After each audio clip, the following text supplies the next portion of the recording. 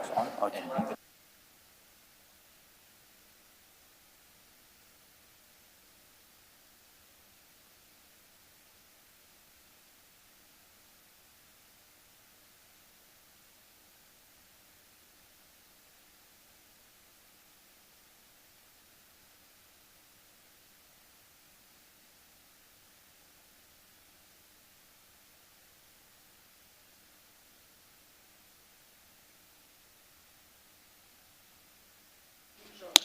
One, two.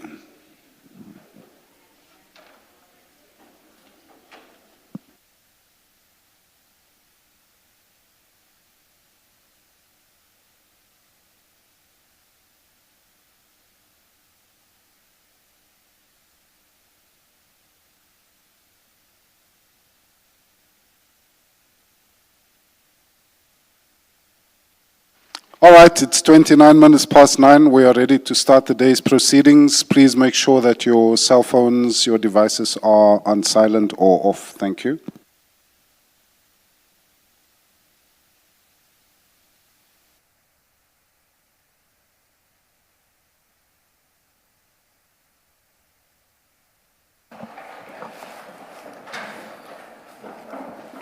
Good morning, Mr. Chairperson.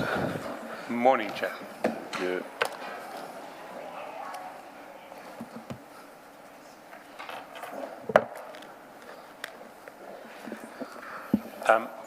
Thank you, Chair. Today's witness is Mr. Len Barnabas John. Good morning, Mr. John. Good morning, Commissioner. Will you be swearing or affirming? Swearing, Commissioner.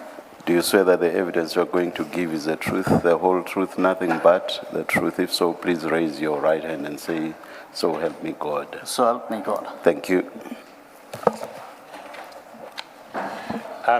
Thank you, Mr. John. I just want to check that you have the same files as me in front of you. So there should be a smallish file called witness statement. That's correct. And then a bundle of exhibits that runs to about 1,430 pages. That's correct. Thank you. Perhaps not that we do it consistently, Mr. Chairperson. If perhaps you could just indicate for the record that we have stepped off, even if just for a while, the IDEC stream, and that we are starting on a new stream and you identify it. Yes. Chair, we have indeed stepped off the IDAC stream. We'll step back on briefly on Friday. But Mr. John is going to be the first witness in relation to a topic dealing with gangs in the Greater Durban area and the possible police involvement in the activities of these gangs. Thank you.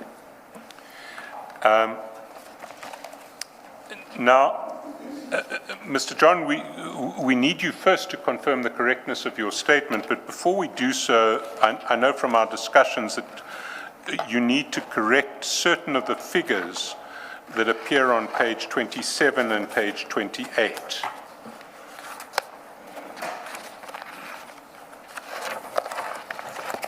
That's correct, Commissioner. And can you just take us through the correction, starting with 66.3.1? The figure there currently says 2,053,650 rands. What should that be corrected to? Okay, it should be corrected to 2,343,050 rand. So 2034,350 -2 zeros. 2034,350. That's correct. Then over the page on page 28, the aggregate figure at paragraph 66.4. Yes. What should that be corrected to? The corrected figure is 24,14150. And the figure at Sorry, page... please say that again. 2414150. And the figure at page, in the next paragraph, 66.5, The figure should read 2712612. 2712612. and that, yes, subject to those corrections, do you confirm that the contents of your statement are true and correct? That's correct, Commissioner.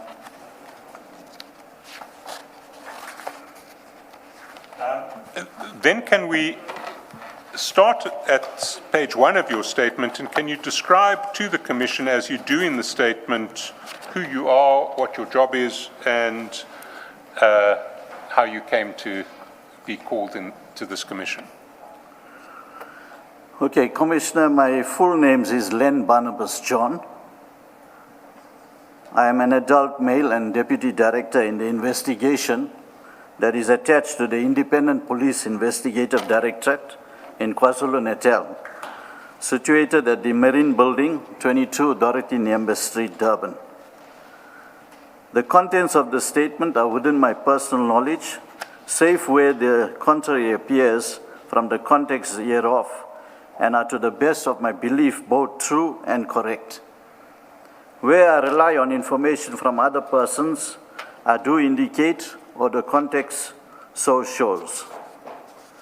Where I make reference to legal prescripts and conclusions therefrom, I do so based on my understanding of the legal prescripts, in particular the Independent Police Investigative Directorate Act 1 of 2011, the IPID Act, the South African Police Service Act, Act 68 of 1995, the SABC Act, and the Criminal Procedure Act, Act 51 of 1997, the CPA Act. Sorry, Mr. John, before we go further, if you go to page 36 of that same file, there is a document, it's your curriculum vitae. Will you confirm that it's correct, and is there anything that you would want to highlight in relation to that curriculum vitae? I mean, you don't have to highlight anything. It speaks for itself. Yes, it speaks for itself, that's correct.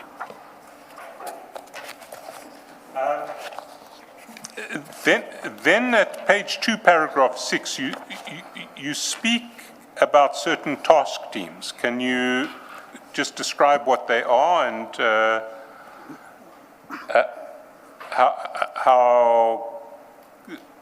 how they came under your attention? Okay, the 3 task teams that have been identified has been implemented to combat crimes committed within the illicit drug industry, the cash in transit heist, and the taxi industry. And these task teams, the one task team was under Captain Dina Dayalan Govender, who is known as Dina. The second task team was Colonel Kalashwayo, and the third task team was under Captain Pedro Rodriguez. But Pedro Rodriguez worked interchangeable with the 3 task teams. These task teams came under our focus when we started to investigate the number of police killings under the hands of the police, which is investigated under the mandate of IPID, Section 28(1)B, which indicates that any deaths, IPID must investigate any deaths as a result of police action. And you said police killings, you meant killings by police? Yes, police deaths as a result of police action. Okay, all right, thank you.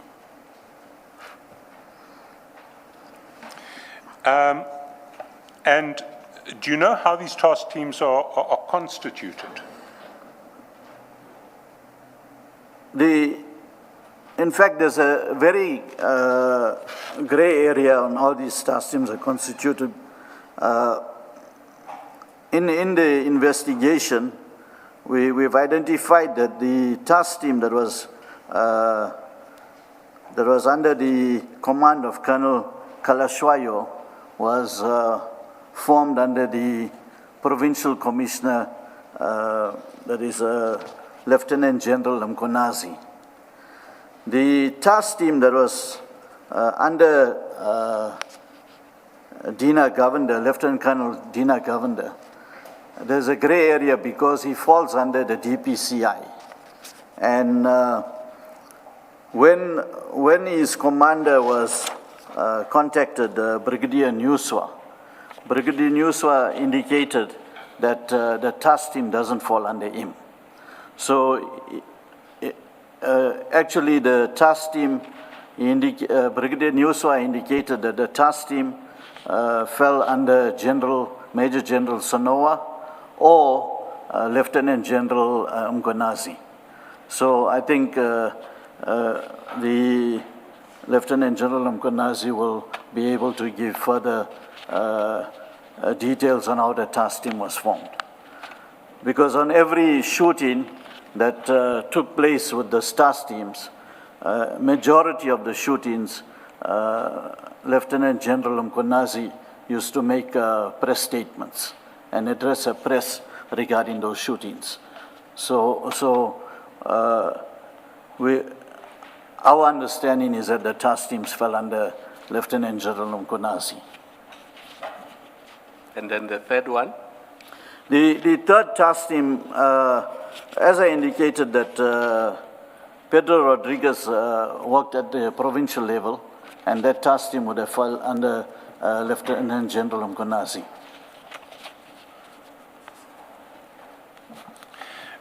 Now, you mention in paragraph 10 that your involvement flows from the fact that there's evidence that the task team regularly exceeds the bounds of Section 49 of the Criminal Procedure Act and seems to be involved in extrajudicial killing. We will get to that in more detail later. But I do want to emphasize the point in paragraph 11 that the Commission is not here to investigate extrajudicial killing. Maybe there should be a commission to investigate extrajudicial killing. That's not our terms of reference, but you explain in paragraph 11 why your investigations into the task teams are relevant to our terms of reference. And can you maybe read paragraph 11 and paragraph 12 into the record? Okay. I have been advised that the terms of reference of the Commission do not extend to the investigation of extrajudicial killings by members of the SAPS per se. However, in an environment where a task team of the SAPS is apparently able to escape accountability despite evidence of its repeated involvement in extrajudicial killings of alleged criminals, there is an heightened risk that criminal syndicates will seek corruptly to influence a task team to kill their rivals. There is clear evidence that this risk has materialized in KwaZulu-Natal. By way of illustration, I'll refer in some detail below to the killings of Mr. Bevan Loftus. As I show below, there is at least a prima facie case that at the instance of Mr. Clive Naika, the alleged leader of a drug and towing gang, Lieutenant Colonel Dina Govender deployed the task teams to kill Mr. Bevan Loftus, who was the alleged leader of a rival drug and towing tow truck gang.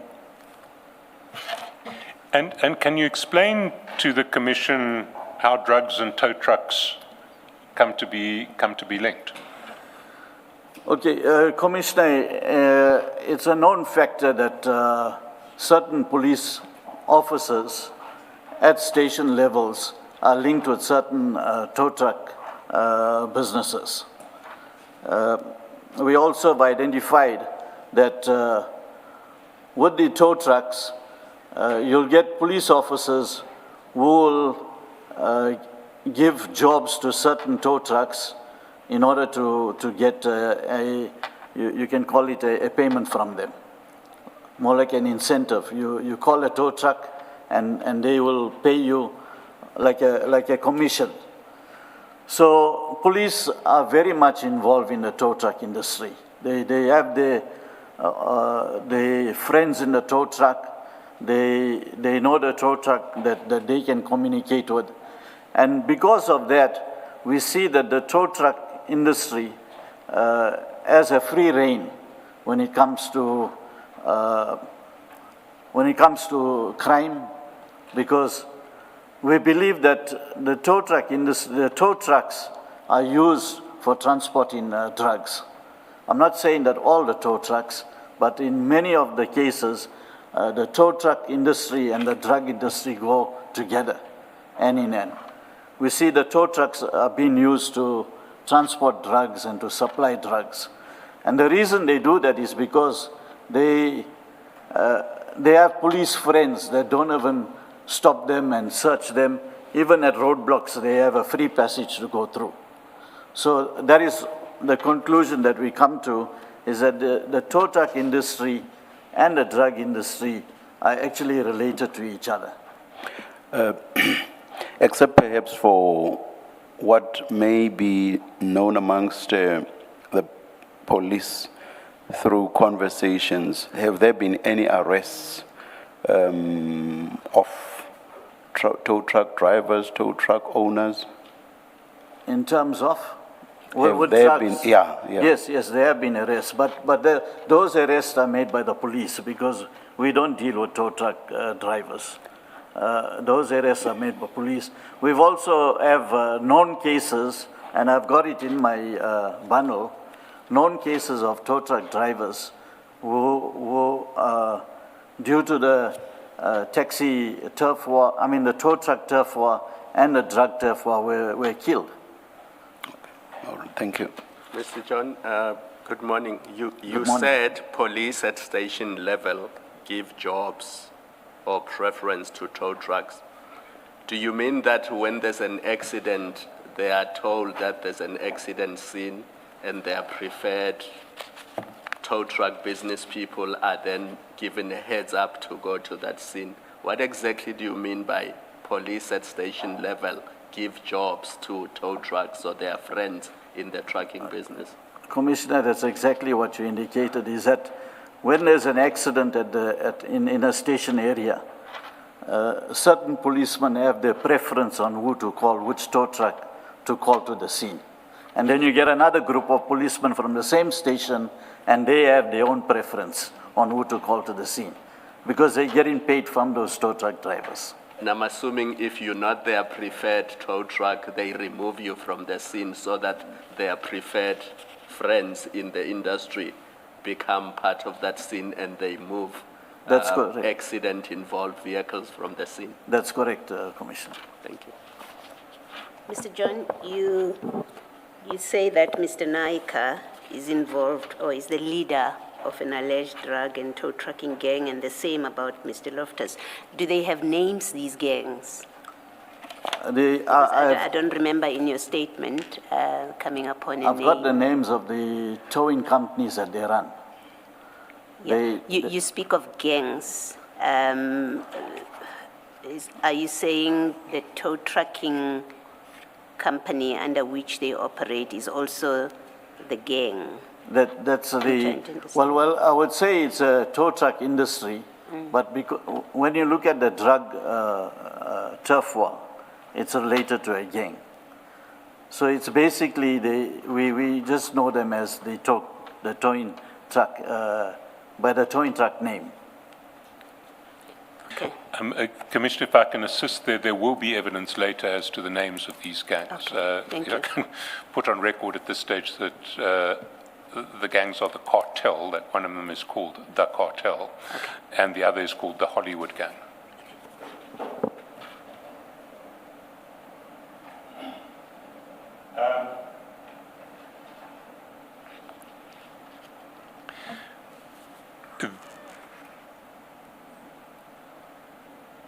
Mr. John, if we go to page 4, We've covered some of this material already. You refer to your CV, and you speak briefly about your history in IPID and your role in IPID. Maybe if I can ask you to pick up from paragraph 15. And maybe explain the difference between the Independence Complaint Directorate and IPID. Okay. I joined the Independent Complaints Directorate from the 16th of September 2002 as the Assistant Manager in Investigations, Independent Complaints Directorate in KwaZulu-Natal. I have been with the Directorate from then till 31st of March 2012. Then the Independent Complaints Directorate changed to the Independent Police Investigative Directorate. So it was basically a name change and the change of the mandate of the Independent Police Investigative Directorate under the Independent Police Investigative Directorate Act 1 of 2011. So I've been in the Independent Police Investigative Directorate to my current date, and I am the Deputy Director of Investigations, and I report to the provincial head, or the provincial head of the office, who is Ms. Charmaine van der Sant. And you set out in paragraph 16 the mandate of IPID. Can you take us through paragraph 16 to 18, where you set out the mandate of IPID and what your specific responsibilities are? Okay, the Independent Police Investigative Directorate receives its mandate under Section 28 of the IPID Act 1 of 2011, which sets out the type of matters to be investigated by the Directorate. Subsection 1 provides the Directorate must investigate inter alia any deaths in police custody. Section 28(1)(b) is any deaths as a result of police action. Section 28(1)(c), any complaint relating to the discharge of an official firearm by any police officer. Section 28(1)(f) is any complaint of torture or assault against a police officer in the execution of his or her duties. As the Deputy Director Investigations, I ensure that the members from the investigation component are well versed in the mandate of the Independent Police Investigative Directorate as contained in the IPID Act 1 of 2011, the regulations and the standard operating procedures of the Directorate. I am required to provide guidance to investigators on a regular basis on the duties pertaining to inter alia, the investigation of complaints, attendance at crime scenes and the completion of crime scene reports, identifying, securing, safeguarding, collecting, packaging, and forwarding of exhibits to the relevant forensic science laboratories, analyzing evidence, compiling departmental recommendations reports to the South African Police Service, and criminal recommendation reports to the National Prosecuting Authority, and the finalization and archiving of dockets.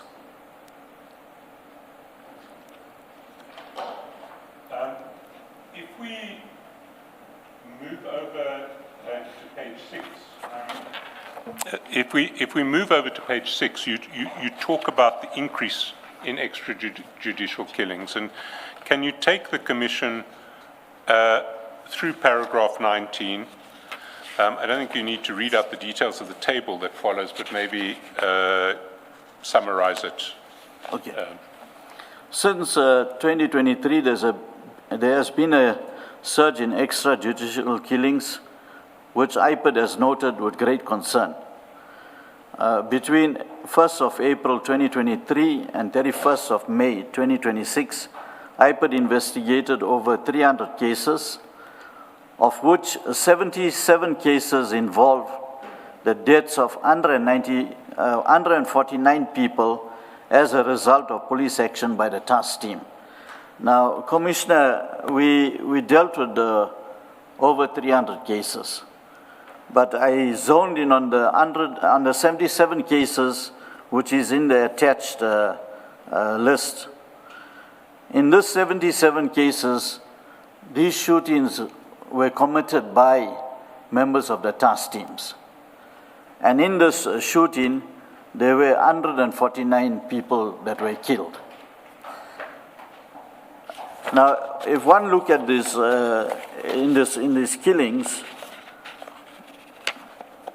Director John, before you go to the table, just explain the concept of extrajudicial killings and how is it different from a situation where a police officer was defending himself or they came under attack, if there's any distinction at all. okay, Commissioner, we've identified through our investigation that in these killings, you'll get a shooting where 6 people are shot and killed. However, when you do an investigation at the crime scene, you find only 2 firearms. And the police, their modus operandi is that, or their explanation all the time is that the deceased shot first at them before they could shoot. Now, when we've investigated, as we investigated, we identified a few cases which actually contradict the version of the police. For example, you get a case where there are 9 people that are shot and you find only 3 firearms. Now, in the area that, in the KwaZulu-Natal area, especially your area like in Nanda and Kwamashu, the criminals normally, when they go into hiding, they hijack a premises. When they hijack the premises, they will keep the owners of the premises in the house, and they will inform the owners that you are not to phone anyone or inform anyone that they are in the premises. And whilst police are looking for them, they stay in the premises. And if police get wind that they are at the premises, the police go and they just shoot everybody. Even the owners of the house are shot. Because police indicate that they came under fire and that is why they shot. And we've seen in some cases, or in majority of the shootings by task team, they don't have proper case numbers where they were looking for the suspects.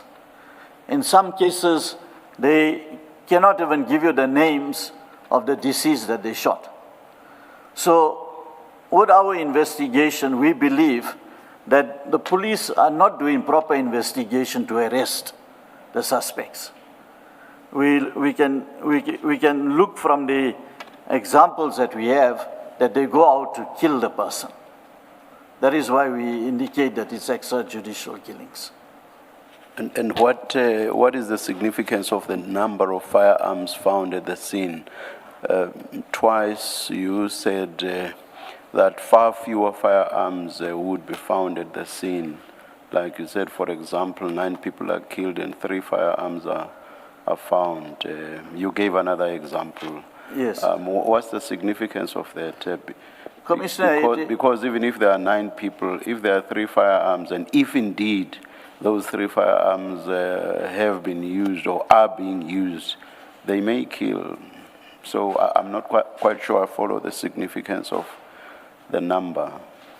Commissioner, in fact, with investigations, it shows that some of the, okay, if we say 3 firearms are used and there were 9 people, then 6 of them were unarmed.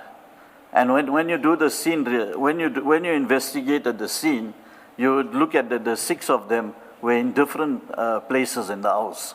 But if you come under fire from where you are, and if you are not in the house yourself when you are shot at, you can't tell whether there are 9 people in there and there are only 3 firearms. So still, I'm not sure that you're answering my question. I understand what the Commissioner is saying, but with the pattern that follows, in fact, in majority of our cases, there are fewer firearms found compared to the shooting, compared to the number of deceased that were on the scene. And in some of our cases, in fact, there is cases that are before the DPP's office for decision where we can prove that the deceased did not shoot at the police. However, the police have indicated that the deceased has shot at them. But we can prove with the reconstruction of the scene, we've proven that the deceased had not shot at the police. All right, then. Thank you. Can I just follow up on your answer? These cases, you've given us 149 people in 77 cases. Have any of these been finalized? How many of these cases have been finalized where police officers, in fact, were found guilty for those shootings following on your investigations? Commissioner, in basically one of the cases which is before the court roll now, I'm not sure whether it's in my bundle here, but one of the cases in my court roll, I'll give you the scenario, is that the police, and this was during the day, the police shot at 4 occupants of a vehicle. Let me interrupt you. I'm asking a simpler question, which is, of the 77 cases that you've referred to, or that you're speaking to in paragraph 19, how many of them have been finalized and the police found guilty? No, nothing as yet, Commissioner. They're still pending still matters. pending. All of them are still to be Yes. determined by a court. That's all right. right. Thank you.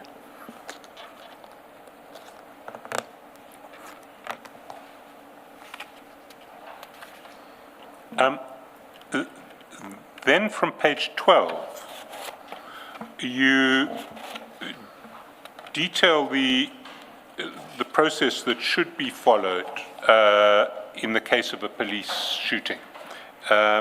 Paragraph 20, can you take the Commission through that? Thank you. When a Section 28(1)B case, which is a death as a result of police action, is received by the Directorate, the supervisor of the group performing standby duties will engage the investigators to attend the crime scene. IPID is mandated under Section 24 of the IPID Act, Act 1 of 2011, to attend crime scenes.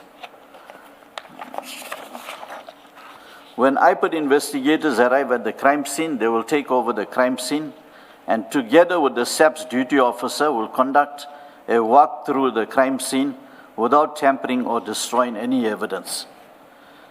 At times, the crime scene is already being attended by members of the local criminal record center. IPID investigators are mandated to ensure that exhibits are photographed, indexed, protected, preserved, packed, seized, and transported to the relevant forensic science laboratory. Investigators remain in the crime scene until the bodies of the deceased are collected by members of the medico-legal mortuaries. IPID investigators are tasked to attend postmortems for the collection of exhibits retrieved during the postmortems and to make notes pertaining to the cause of death. Investigators are mandated to retrieve and analyze postmortem reports and present as evidence in the criminal and departmental proceedings. And then you discuss the challenges that you encounter as IPID. Can you take the Commission through paragraph 24? Okay. The challenges presented to IPID investigators pertaining to crime scenes include the following. Some scenes are not attended immediately due to the distance the scenes are from the office. For example, scenes within a radius of 150 kilometers are attended on the same day. However, scenes outside the 150-kilometer radius are attended only on the day the postmortem will be conducted. Sorry, you appeared to state this categorically, as it were, but I would imagine that what you mean is that generally, because otherwise it sounds rather mechanical. For example, if a scene that's 149 kilometers from your office can be attended on the same day, why is that not the case with a scene that's 151 kilometers from your office? If you see what I mean. Commissioner, So all I'm saying is perhaps you should say generally. generally. Yeah. Yeah. Okay, thank you, Commissioner. Commissioner, the problems that we have when scenes are far away is that the station normally contacts us, like maybe they will contact us half an hour after they receive the report, or maybe even an hour after they receive the report. Now, for us to get to the scene, if it's going to take more than an hour or more than an hour and a half, it becomes difficult, even for the police to be on the scene. But I did highlight it here in my. So some scenes are not attended due to the volatile area, and when members of the SAPS come under attack by the members of the public, these scenes are attended on the day of the postmortem. So if the scene is far away from our office, and we get information that the members are under attack because the community is attacking them, then we would request them to leave the scene, and we do a reconstruction when we do the postmortem. In some cases, SAPS officials deliberately delay the contacting of IPOD officials, raising suspicion that they want to tamper with the crime scene, for example, by planting of weapons and primary residue on the deceased. At scenes where task teams are involved in the shooting, almost without exception, there are delays. We did identify this in our investigations, and through the and when reports are made, we did identify the task teams generally delay, and we have taken it up with the commanders of those task teams, but we still have that delay in reporting. IPOD has identified that media personnel are regularly contacted prior to IPOD officials being notified of killings. There are instances where IPOD learns of SAPS killings through social media posted by journalists. So when you look at your Facebook page, you'll see a shooting that happened even in Inanda, which is not even 30 kilometers from the office. You learn of it via social media, and when you get there, you'll see a reporter on the scene. There have been instances where members involved in shootings where members of the public are killed. They leave the crime scene with the firearms before IPOD attends the scene. And this prevents IPOD from uplifting primary residue from the members and complicates the matters with respect to the inspection of the firearms. So we do have that instance where the shooters, they leave the crime scene, citing that their lives are in danger whilst they wait for IPOD. So we do have a problem in that aspect. Mr. John, what is the applicable protocol practically? So you have a scene, there's just been a shooting now. As between the SAPS and the IPOD, what is the agreed rule of operation when that has happened? Commissioner, the shooter has to remain on the scene because he is part of the crime scene, which means that we have to do a primary residue test on him. We have to inspect the firearm. We have to count the number of rounds that he has in his possession versus the number of rounds that when he came on duty.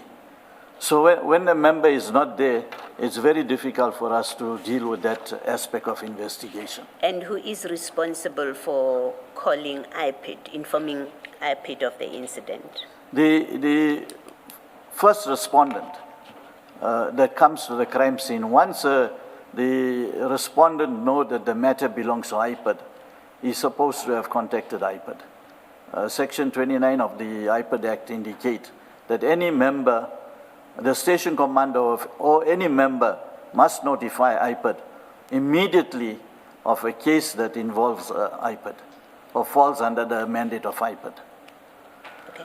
What I'm trying to understand is whether the people that must make the call, that are required and are obliged to make the call to IPID, is it the people at the scene who caused the scene, or is it their commander to whom they report that there's now been this incident? I'm just trying to understand the practical, how this plays out practically.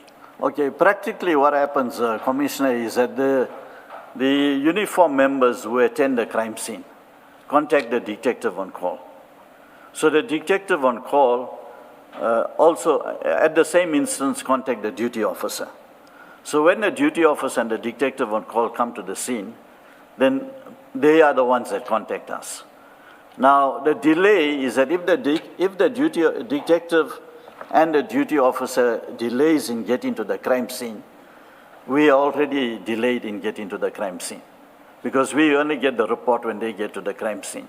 However, the members who work at maybe they are the members that work in the shift who attend the crime scene, they're actually supposed to be the people calling us also. Because it says that when they become aware that that crime falls within the mandate of IPID, they're also supposed to call us. When they call the duty officer, they're supposed to call IPID also. Sometimes you get to the crime scene, the LCRC is there before us because they call the LCRC, they call all the other role players besides calling IPID to the scene. And the IPID contact, whether it's a number or a person, do you say every police officer has it as a matter of course? So if I'm at the scene where there's a shooting and I'm part of that scene, are you saying that every member on that scene who was part of that incident would know who to call at IPID? Sure, in majority of the stations, they do have our standby number. We have a dedicated standby number, which are members on standby have their cell number. However, the station can communicate with the radio control, and radio control is aware of which IPID official is on standby. So there is that a number that they can call. They can call the radio control and inform the radio control that there is a shooting and we need you to get hold of IPID. So radio control have our standby numbers. Thank you. You referred to two categories of police officers. I think you said what? Duty investigator or what? You get the detective on standby. Detective on standby, and I think you mentioned... And you get the duty officer on standby. Duty officer. Yes. You said when those two arrive at the scene, they are supposed to then call IPID. Why must they first get to the scene? No, Commissioner, I just want to rephrase. Okay. In fact, they call us when they get to the scene. However, they are not the ones that's supposed to have called us. But what I'm saying is, why must they first get to the scene instead of calling you immediately when they themselves get the call? Yes, they're supposed to do that. Okay, all right. Do you know why it doesn't happen? Why? Because you say they call you when they get to the scene, but they are supposed to call you when they get the call. Do you know why they only call when they get to the scene? Commissioner, I believe they get to the scene to ascertain what happened at the scene before they call IPID. But that should not be the case. They should, when they get called and they are informed that there is a shooting by the police, and this is an IPID-related matter, they're supposed to immediately call radio control and inform radio control to call us. Yes, because I would imagine with such matters, you don't want to lose time. You want to get to the scene immediately to start collecting evidence. That's correct, Commissioner. Thank you.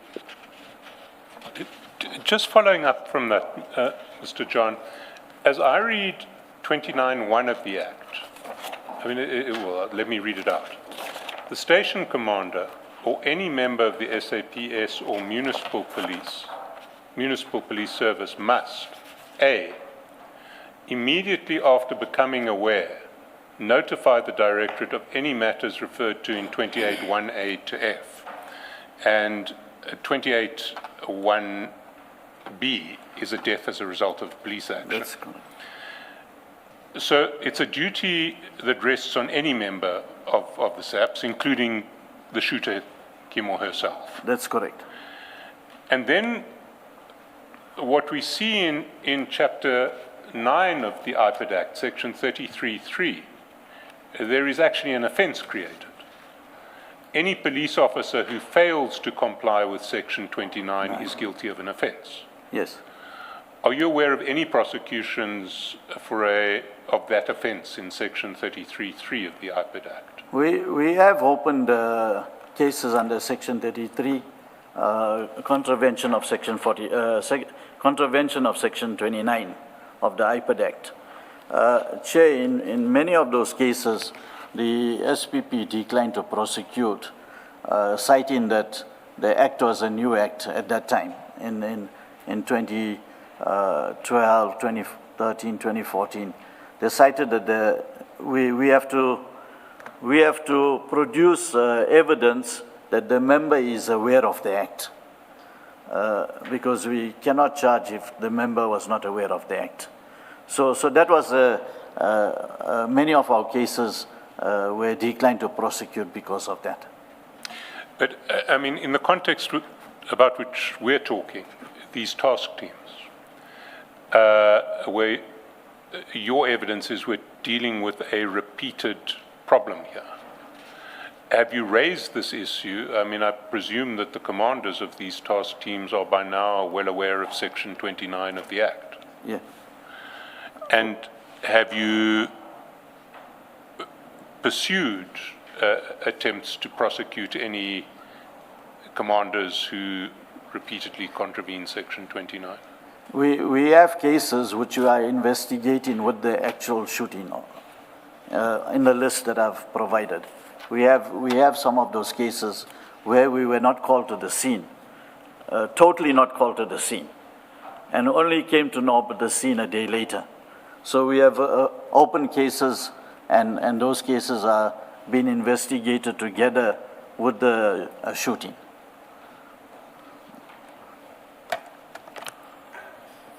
And from my understanding of your answer to Commissioner Baloyi, none of those cases have yet been finalized. None has finalized in court as yet. If we move then to the next topic, which starts at the foot of page 14, you're detailing the experiences that you encounter in relation to the cash in transit task team. Maybe if you can take the Commission through what you say in paragraph 25. Okay, in the majority of shootings involving alleged CIT suspects, the task team under Lieutenant Colonel Dina Govender has been involved.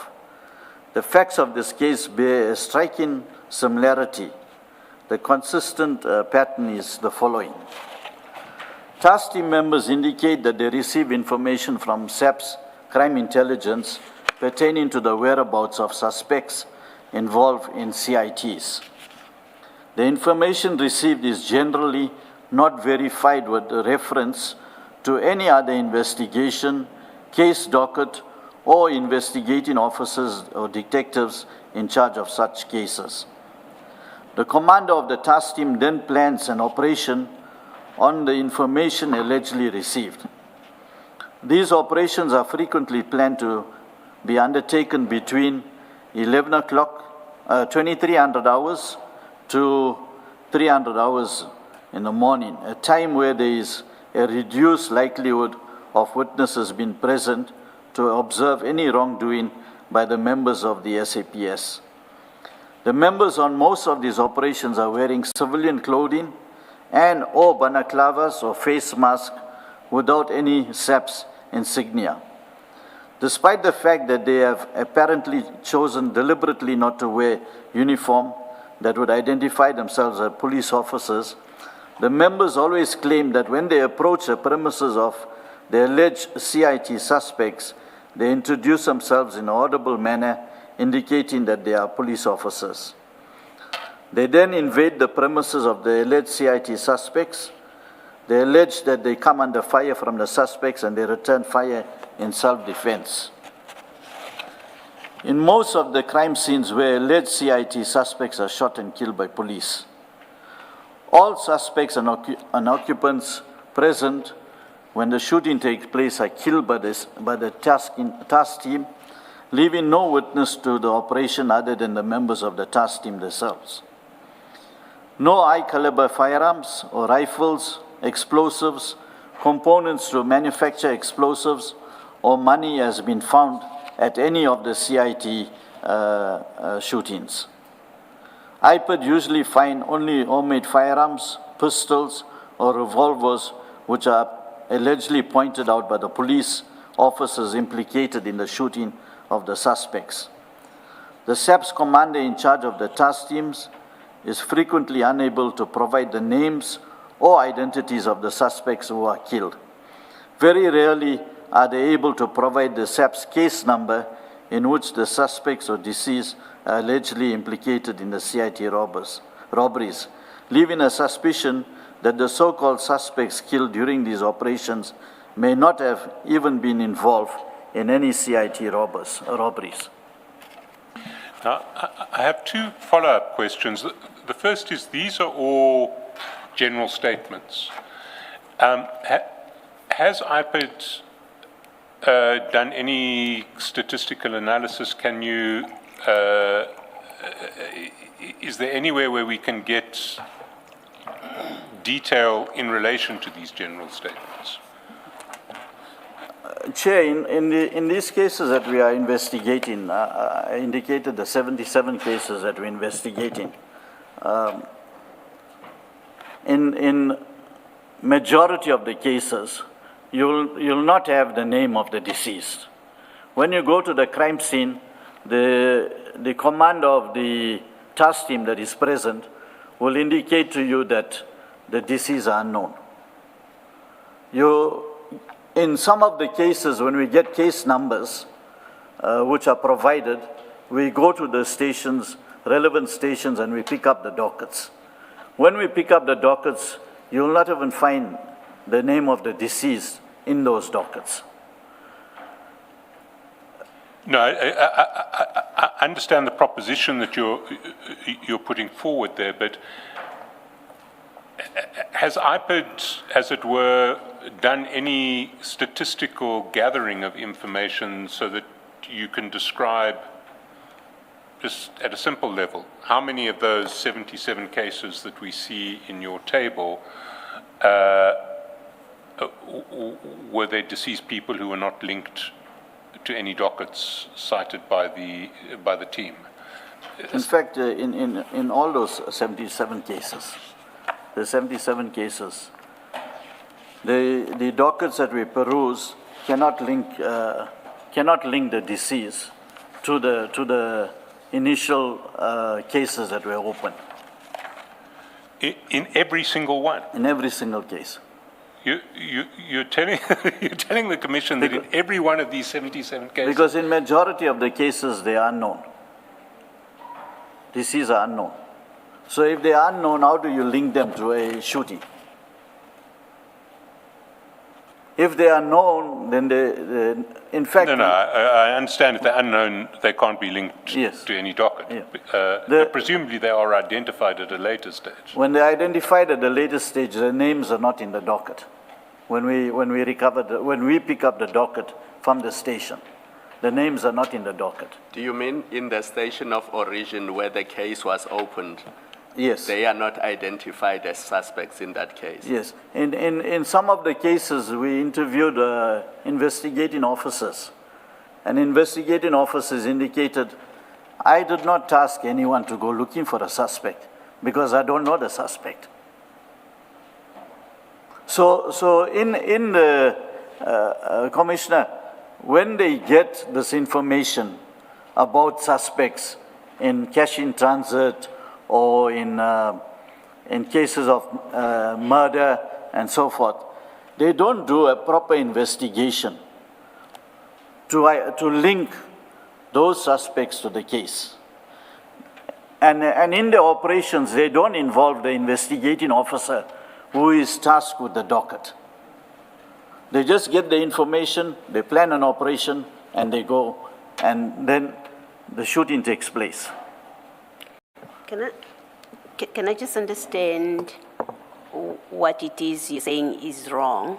We, for example, have had evidence to do with drug busts, right?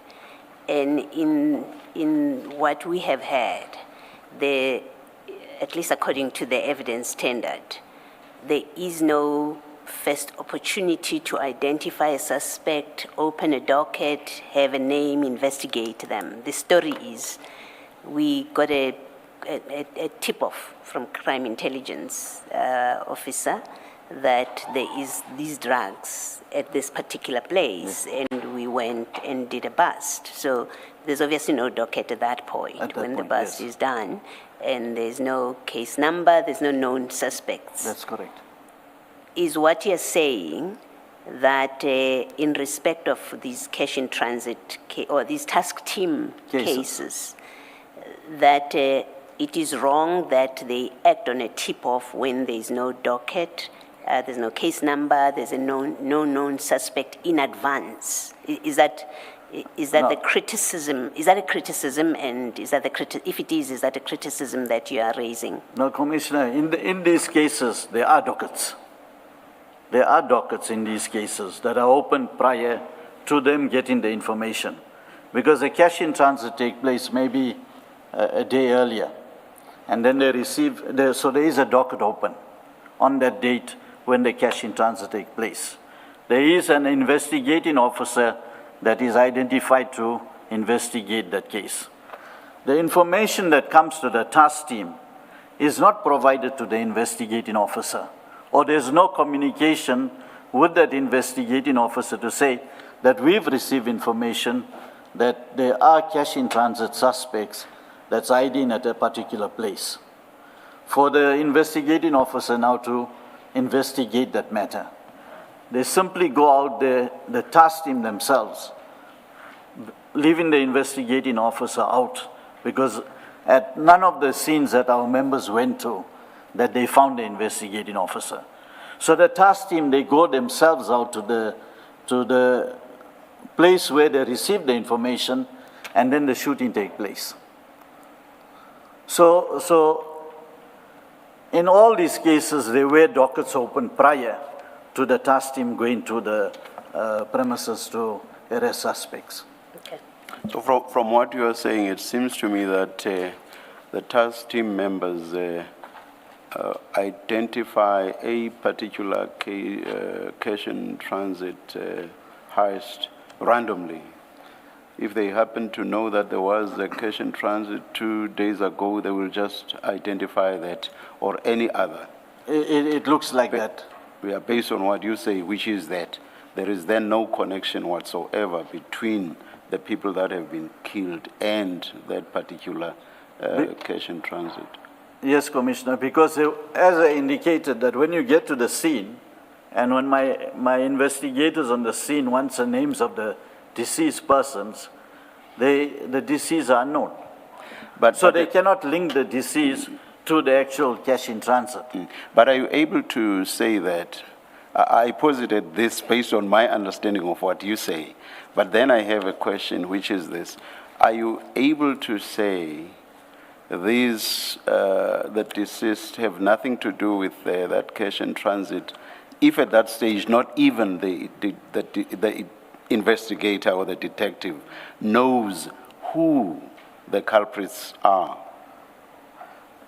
Commissioner, I wouldn't say that they're not involved in the cash in transit. Yes. There must be an investigation to link them to that cash in transit. But what point then are you making by saying when you go to the dockets, you are not able to link the deceased with that docket? What point are you making? Well, the cases that we have looked at, Yes. We cannot do any linkage of those suspects to the cash in transit. And what linkage do you expect at that stage, if the culprits are not known, if even the investigator or the detective does not know who the culprits are? What link would you be expecting to make? Well, normally the cash in transit, well, I won't say normally, majority of the cash in transits, it's on social media. There are video recordings of it, those cash in transit. You could see some of the criminals that are there carrying powered rifles and so forth. You would use that to identify whether these are the suspects in those cases. And only the investigating officer has the docket and can assist in doing that linkage. And would you say that that's the situation or the case in all 77 that we're talking about here?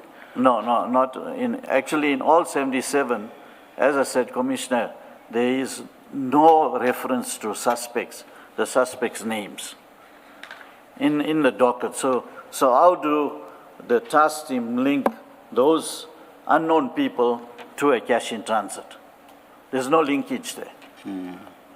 And even if they give us names, you cannot find the names in the cash in transit case, because in majority of the shootings where there's cash in transit, in majority of the shootings, you'll have a cash in transit that occurs maybe 2 days ago. And then you get a shooting where police go looking for alleged cash in transit suspects and kill them. So there was no proper investigation done to actually link these alleged suspects to the case. Would the answer lie in the docket, though? Because if at that early stage the culprits are not known, would the answer lie in the docket? I would imagine it shouldn't, and it cannot. It cannot.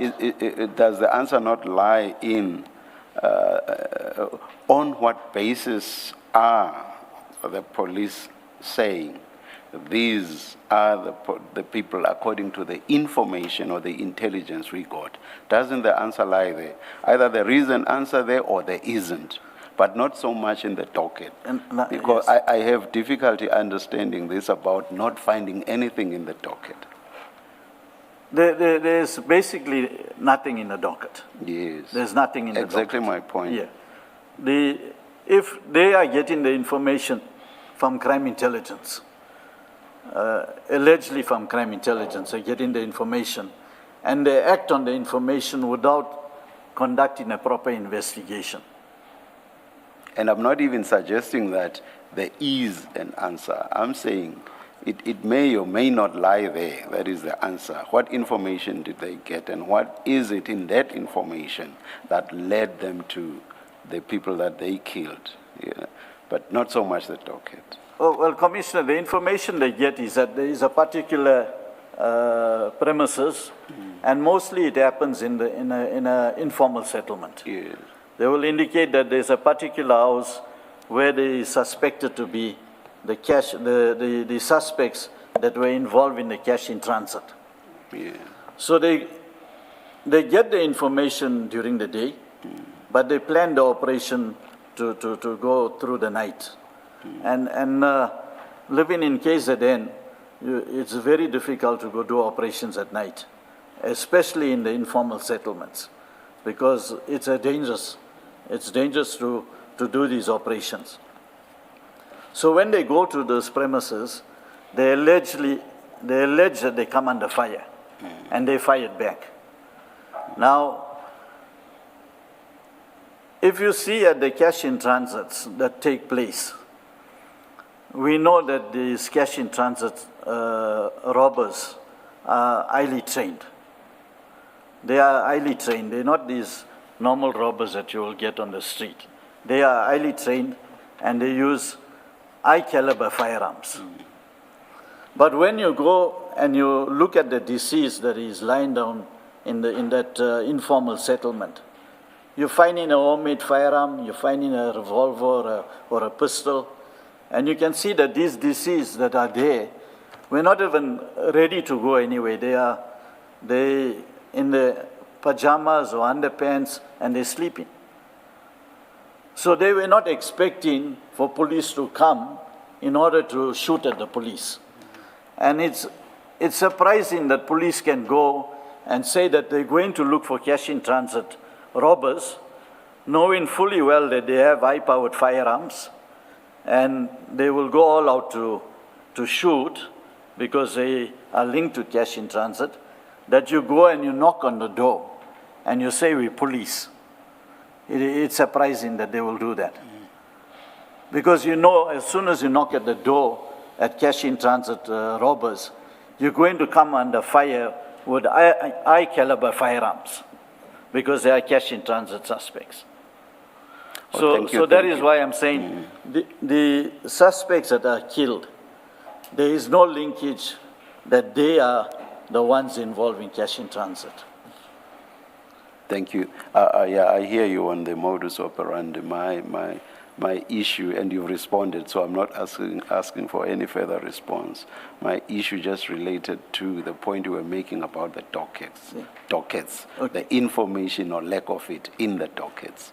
You've already responded, and yeah, I'll leave it there. And Commissioner, the other aspect is that the dockets are closed almost immediately. Once a person is killed, the docket gets closed, the cash-in-transit docket, because they link that deceased as a suspect in the docket without any other investigation, not looking at the firearms that they used, whether those firearms are linked at the cash-in-transit, or maybe placing their cell phone at the scene of the cash-in-transit. That docket is immediately closed. So there's no further investigation done on that cash-in-transit docket that has been opened. But that's strange. Who closes the docket? The station, even the task team themselves, they write the name of the deceased on the docket, and the docket is closed. I don't understand that. Not if no connection was made in terms of investigations, that the person who has been killed was indeed the person who had committed the cash-in-transit. I just don't follow that. Well, based on the... There's a missing link in Yes, there. yeah. Based on the statements of the members of the task team, that they went looking for suspects involved in the cash-in-transit. That case get closed. Yeah. But I'll leave it at that. We are not inquiring after the extrajudicial killings. Yeah. Can I just follow up on Mr. Chaskalson's question about statistics? Of the 77 cases that you say relate to task teams, what percentage or number of that relates to cash-in-transit? Because your statement focuses on cash-in-transits. Okay, I can't give you that number. It's actually those 77 is cash-in-transit, drug-related, and murder case, and cases related to the taxi industry. Yes, no, that's my understanding. Yes, So my question is, has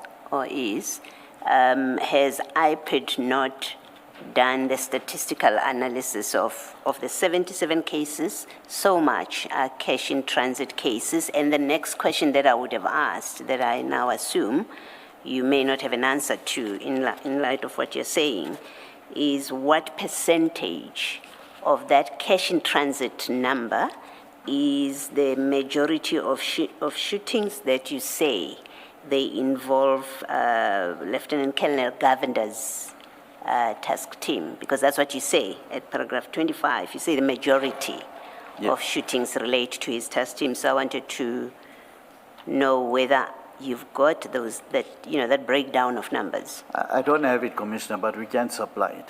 Okay, thank you. Maybe while we're on this topic, just to illustrate what you've been saying to the Commission, can we discuss can you go to the Hibadine case that you talked to at paragraph 21? Because I think this falls into the category that we're just discussing. Paragraph 44. Yes. Okay. Okay, Commissioner, in this case, members of the Colonel Governor's task team were on duty on Saturday, the 2nd of March 2024, and at about 1 o'clock, the members proceeded on an operation to arrest an alleged CIT suspect. Information was received from crime intelligence that the suspect was planning a CIT robberies in Eastern Cape. That is what Colonel Governor informed the IPED investigators, that the information they received was this suspect was planning to do a cash in transit in Eastern Cape.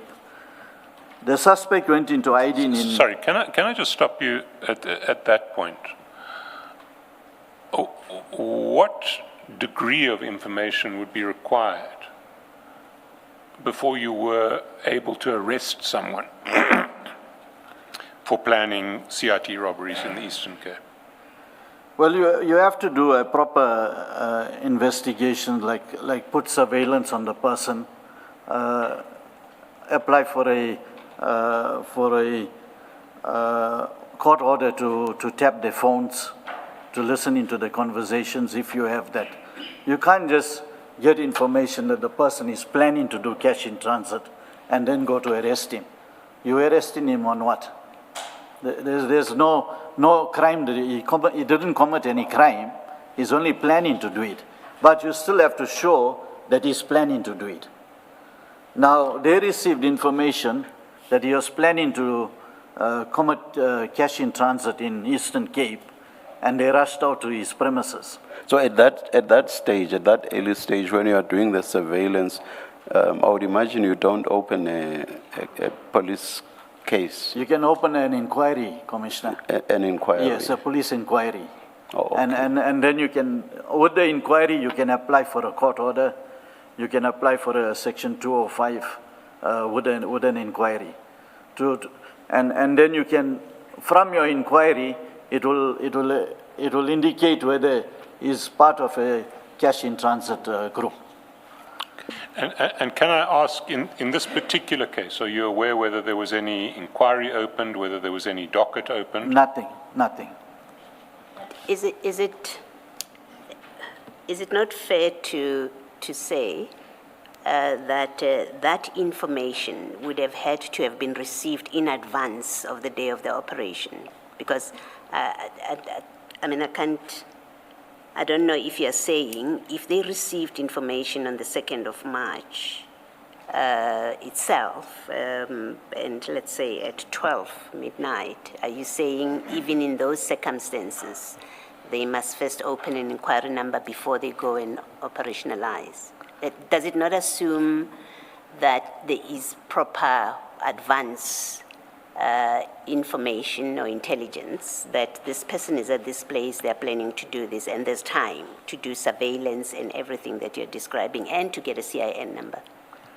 Yes, Commissioner, what I'm indicating is that, firstly, there was no evidence to prove that he was involved in planning cash in transit. So what they're supposed to do is that when they receive that information, they're supposed to open an inquiry and then do the investigations from that inquiry, from the information that they received. And when they've done the investigation to prove that this suspect is part of the cash in transit syndicate and they can do proper linkages, then they can go to make an arrest. But what they did is that they received the information and they rushed off to go to arrest the person. Thank you. The suspect in question went into hiding in the Aberdeen area due to having received death threats. He subsequently rented a holiday cottage with his girlfriend. The members alleged that they received information that the suspect was in possession of at least one firearm and was instrumental in securing explosives illegally for CIT ICE from Limpopo and Gauteng. The members from the task team then proceeded to the said holiday cottage and knocked on the door and allegedly identified themselves as police officers. The suspect opened the door, after which the members proceeded inside the premises and searched the lounge and found nothing suspicious. Now here the police knocked on the door, the suspect opened. If the suspect had anything to hide, he would have not opened the door. He would have shot at the police at the same time. The keys of the suspect's vehicle was found on the table. Some task team members took the suspect's girlfriend outside to the suspect's vehicle to search. Now they should have taken the suspect outside, not the girlfriend, because the vehicle belonged to the suspect. 2 members were left to guard the suspect, and they were armed with the R5 rifles and pistols. It is alleged that the suspect wanted to change, and the members accompanied him into the bedroom. The members allege that the suspect grabbed one of the SABC members' R5 while at the same time pulling his firearm from under a pillow. The member alleged that he and the suspect lost balance. When the suspect got up, he fired his pistol in the direction of the member, missing him and his colleague. The member fired 4 rounds at the suspect, fatally wounding the suspect. The deceased sustained 4 gunshot wounds. Now, in this matter, Chair, Commissioner, you got 2 policemen who have R5 firearms pointed at you. Now, the suspect opened the door for these policemen to come in. So what is the reason for him now to try to disarm the policeman of the firearm? Even if he shot both those policemen, there were still 10 policemen outside. So he would not have achieved anything. When we did this investigation, we identified that this deceased was he was the owner of a taxi industry. He's the owner in the taxi industry. The IPOD investigators requested for police case numbers in which the deceased was sought for. However, the commander of the task team failed to provide any case numbers to validate the claim that the deceased was in fact sought by the police for any offences, let alone CIT offences.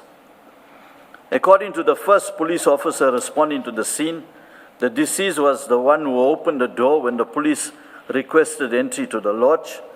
Members of the task team had not found any illegal firearms, explosive or any items to indicate that the deceased was in fact involved in CIT robbers.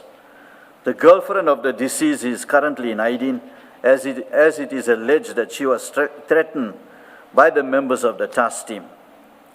The position of the deceased on the scene of crime contradicts the version of the members of the task team in relation to his attempt to draw a firearm from underneath a pillow, as he was found at the base of the bed while the pillow was at the head of the bed. The only outstanding investigation in this matter is a statement of the suspect's girlfriend, who is being sought. There is a clear indication that the version of the task team members are fabricated to cover up an unjustified shooting. As soon as a statement has been obtained from the suspect's girlfriend, the docket will be forwarded to the senior public prosecutor for a decision.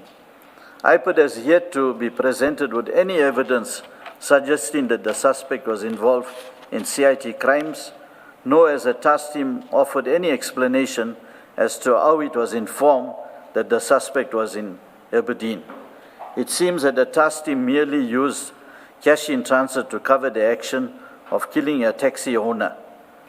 Their inability to explain how they were informed of the whereabouts of the suspect raises suspicion as to whether rival taxi owners may have been involved in tipping them off. How do you make that jump to the suspicion about rival taxi owners?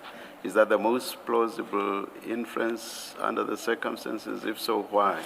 Chair, the deceased went into hiding after he received threats from rival taxi owners. And where he went to, nobody knew, not even his family knew where he went to. And here the police is saying, or the task team is saying that he was involved in cash in transit or planning cash in transit, when they cannot find or provide any evidence to that effect. No case numbers. He was found in that resort or in that holiday accommodation with his private firearm, licensed private firearm. There was no illegal items found even in his vehicle when they searched his vehicle. So our belief is that because he went into hiding, because of the taxi industry, that there is a possibility that the taxi owners would have probably identified where he went to. The second aspect is that we've identified that the police are using the police grabber, cell phone grabber, and are coming to a conclusion where possible cash-in transit suspects are, especially crime intelligence. They are utilizing police grabber. So they are tracing cell phones. So if this taxi owner went into hiding, nobody would have known where he is. Not even his family knew he was there. Or unless I missed it, you were mentioning the fact that the death threats were made by rival taxi owners. You are mentioning that for the first time in response to my question. In paragraph 45, where you mentioned death threats, you say the suspect went into hiding in the Hibadin area due to having received death threats. Yeah, from taxi. There you don't say from whom. I apologize, Chair. From taxi rivals. But as I say, I don't know whether between 45 and the end of this topic you do mention the rival taxi owners. I don't know. But in 45, that's where you mentioned the threats. In my initial statement, Chair, I indicated that the deceased was a well-known taxi owner. I do apologize for not putting it under there. He received death threats from taxi owners in the area. So that's the threats by rival taxi owners is the basis for your suspicion. That's correct, Chair. You connecting without saying so, and maybe if that's what you want to say in detail, you should speak to it. On the face of it, you are creating a connection between rival taxi owners that you say had threatened this person. You're creating a connection between those and the task team. Effectively what you're saying is the task team, in this case, according to IPID, appears to have been doing work or did the killing on behalf of the rival taxi people that threatened and caused this man to go into hiding. Is that what you're saying? And is it based on any investigation, facts, if you like, of that IPID has carried out? Because it's one thing to say this is what we suspect, and you have no control over how it gets understood to mean you have created that connection as a matter of fact. And if that's what you're doing, saying you've created a connection as a matter of fact, I think you should say so. Otherwise, if it is a theory and nothing more. I think that should come out clearly. Okay. Commissioner, I have another case here that I will discuss where you would see the connection. It's fine. We're still at the Heberden one. Is there such a connection that IPID has? Because your statement doesn't do that. It requires one to read between the lines that this is what you are suggesting. In the Heberden case, have you made that kind of connection as IPID? The only reason that I make that connection is that the task team did not have any information pertaining to cash in transit. There was no allegation, and they have not produced any information pertaining to cash in transit. However, we know that the deceased was involved in the taxi industry. And that is why we make that connection, is that because the same task team is involved in shooting other taxi owners. So insofar as it relates to the Heberden matter, you're saying that is the theory That's correct. Of IPID. That's correct. And you say the basis for that theory is because you have other cases where you will show that this task team has in fact done the bidding of a rival taxi group against another. That's correct. Okay, thank you.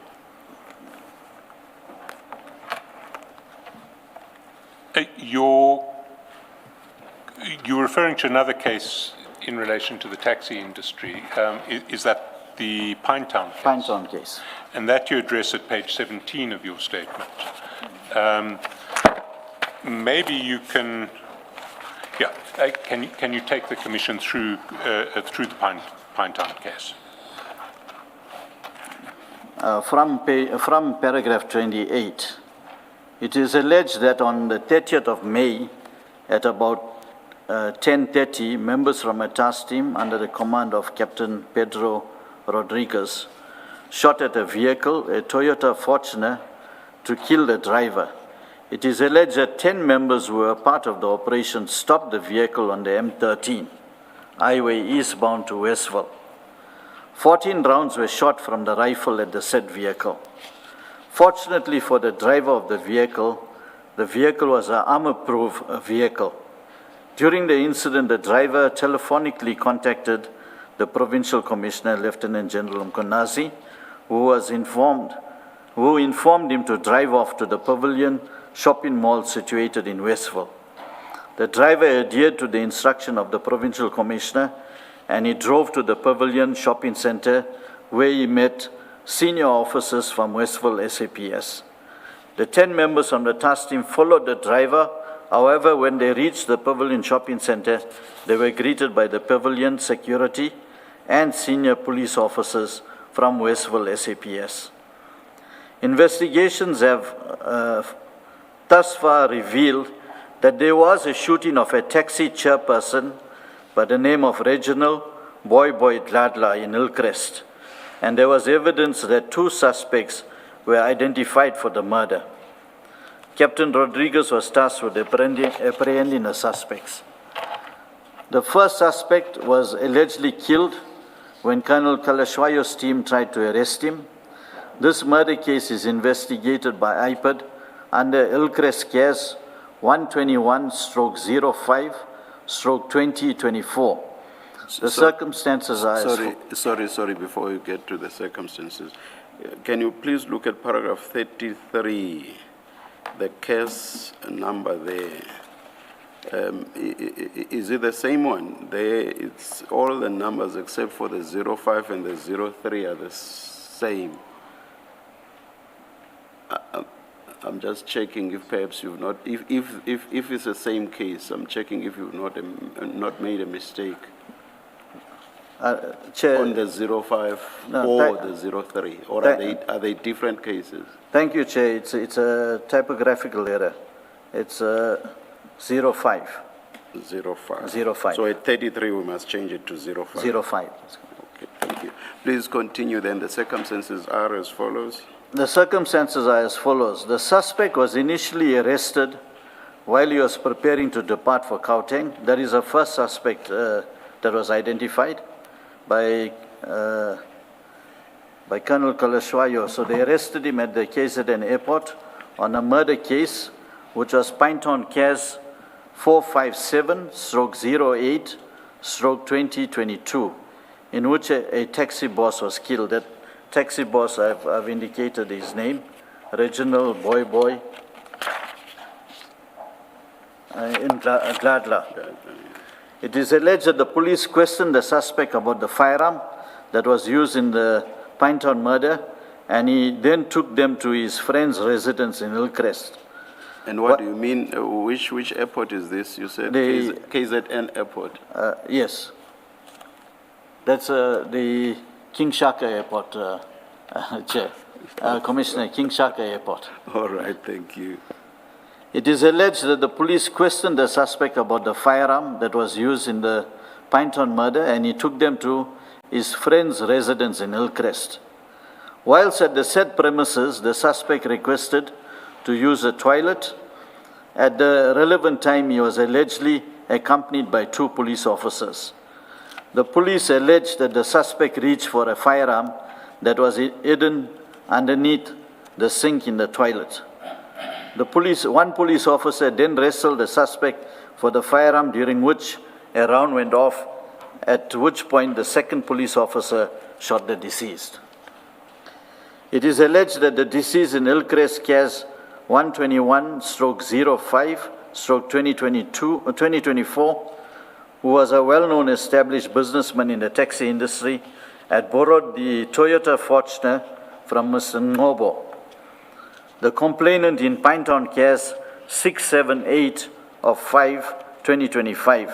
Sorry, the case numbers can get confusing. So the complainant in Pinetown CAS 678 is the complainant that was shot at by the task team under the control of Captain Rodriguez. That's correct. That's correct. Sorry. I've picked up something similar about the case numbers. Here you have 678, that is here 33. 35, you have 673. And again, the rest is the same. Are these different cases, or again, is it one case with a typo? No, it's one case, Chair. So which one do we change? Chair, it's 678. The heading... The correct one is 678. So at 33, then we change the 673 to 678. 678, that's correct. My apologies for that, Chair. No problem. Another observation, in the heading, you have 678/05/2024, and then at 33, you have 678/05/2025. Is that a typo? It should be 2024. 2024.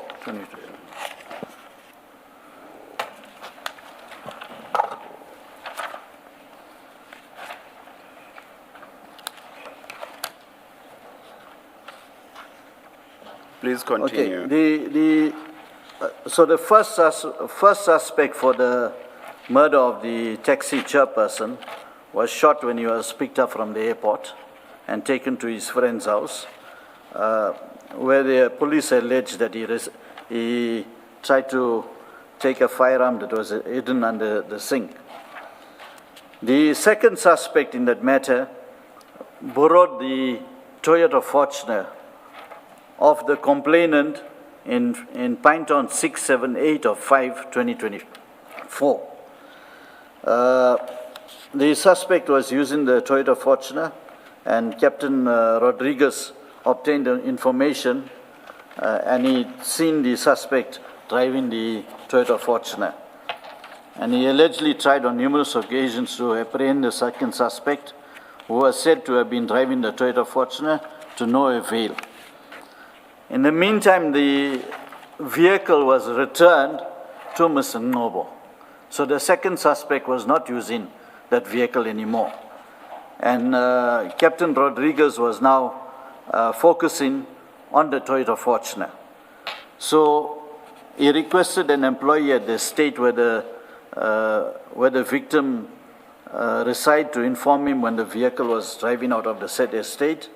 On the 30th of May 2024, Mr. Ngobo left his estate in his Fortuner vehicle, and Captain Rodriguez was informed that the Fortuner was leaving the estate.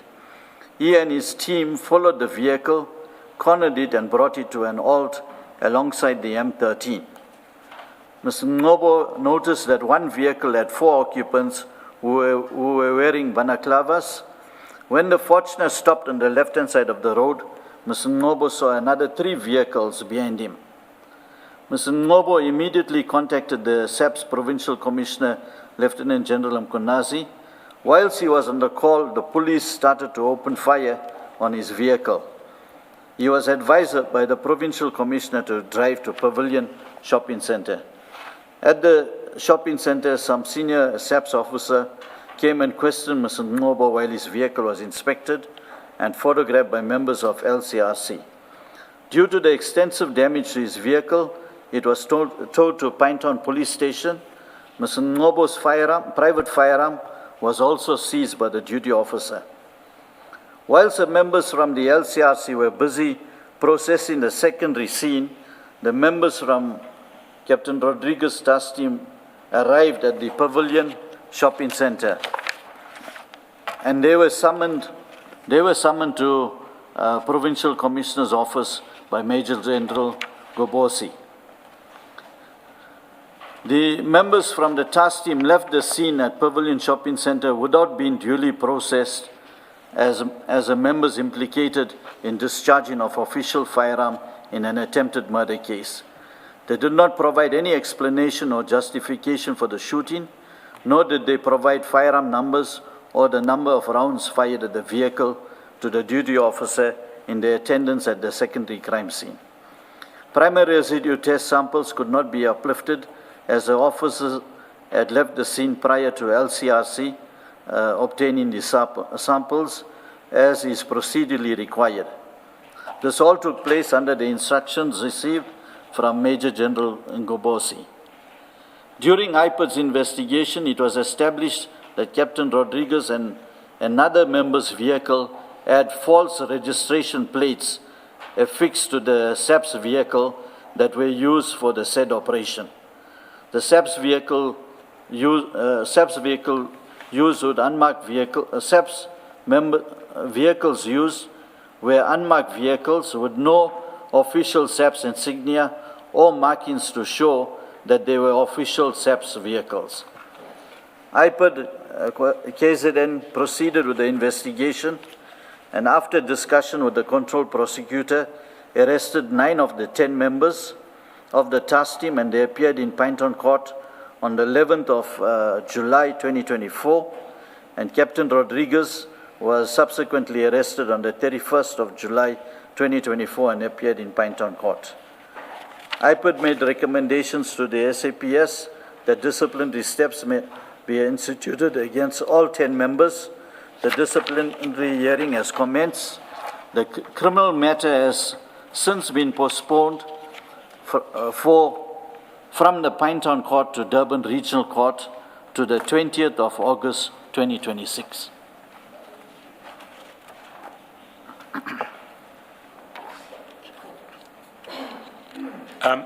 Can I just clarify one issue? False registration plates. Has any explanation been given for false registration plates? Well, the members, when they were charged, they elected to remain silent. They could not provide an explanation regarding the false number plates. But we've identified that the reason the false number plates are used so they cannot be identified when shootings take place, or if they have to leave crime scenes prior to anyone coming to the crime scene. They are not identifiable. But presumably the members involved in these shootings always, I mean, you are able to identify 3 task teams led by Captain Rodriguez.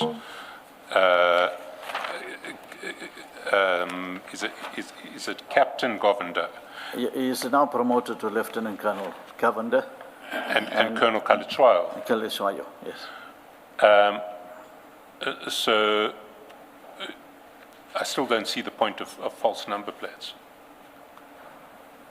I mean, in that context, you know who the task team leaders are. What is false number plates going to do? Well, there was no explanation provided for the false number plates, but one would believe in order to not to be recognized, because they don't use police uniform in most of the cases, these task teams don't use police uniforms.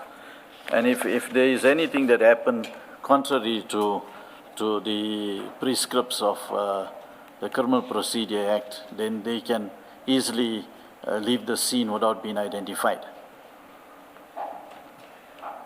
Chair, we've run past 11. I'm not sure if this is a convenient time to break. Yeah, just one quick question.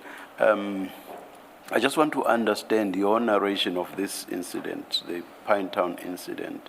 Are you doing so with a view to advancing the idea that the task teams, or some of them, are infiltrated by criminal gangs? If so, how?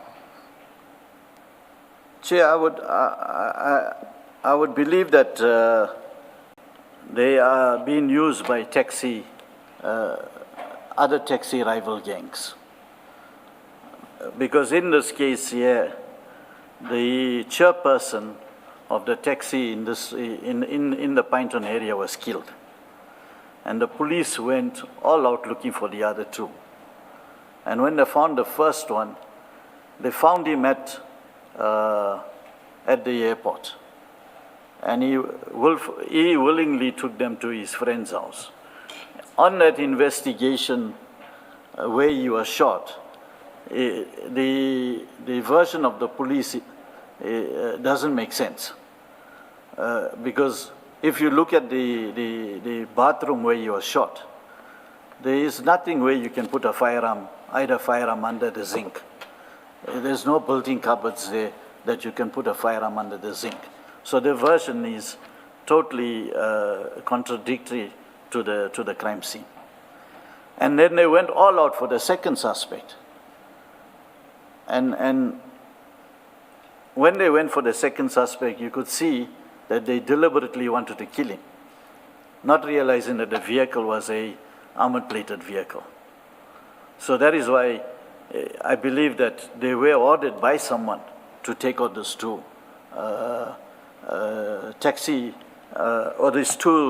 suspects for murdering the chairperson of the taxi industry. Thank you. Let's resume at 22:12. Let's adjourn.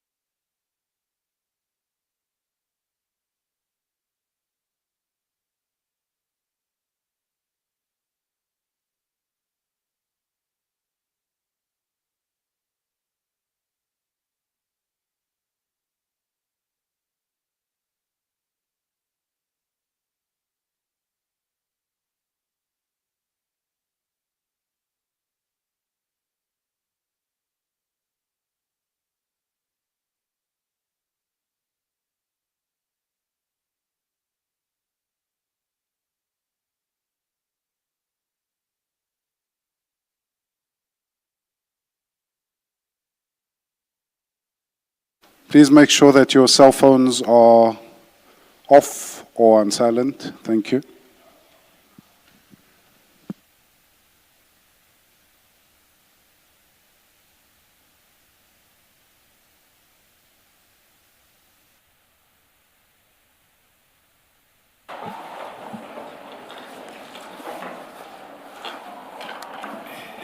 Yes, Mr. Chancellor. Thank you, Chair.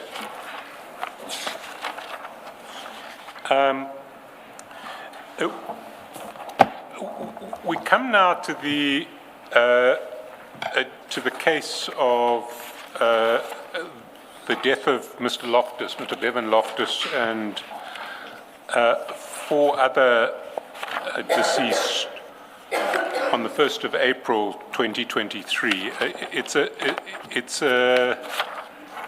an episode that you address from page 23 of the statement.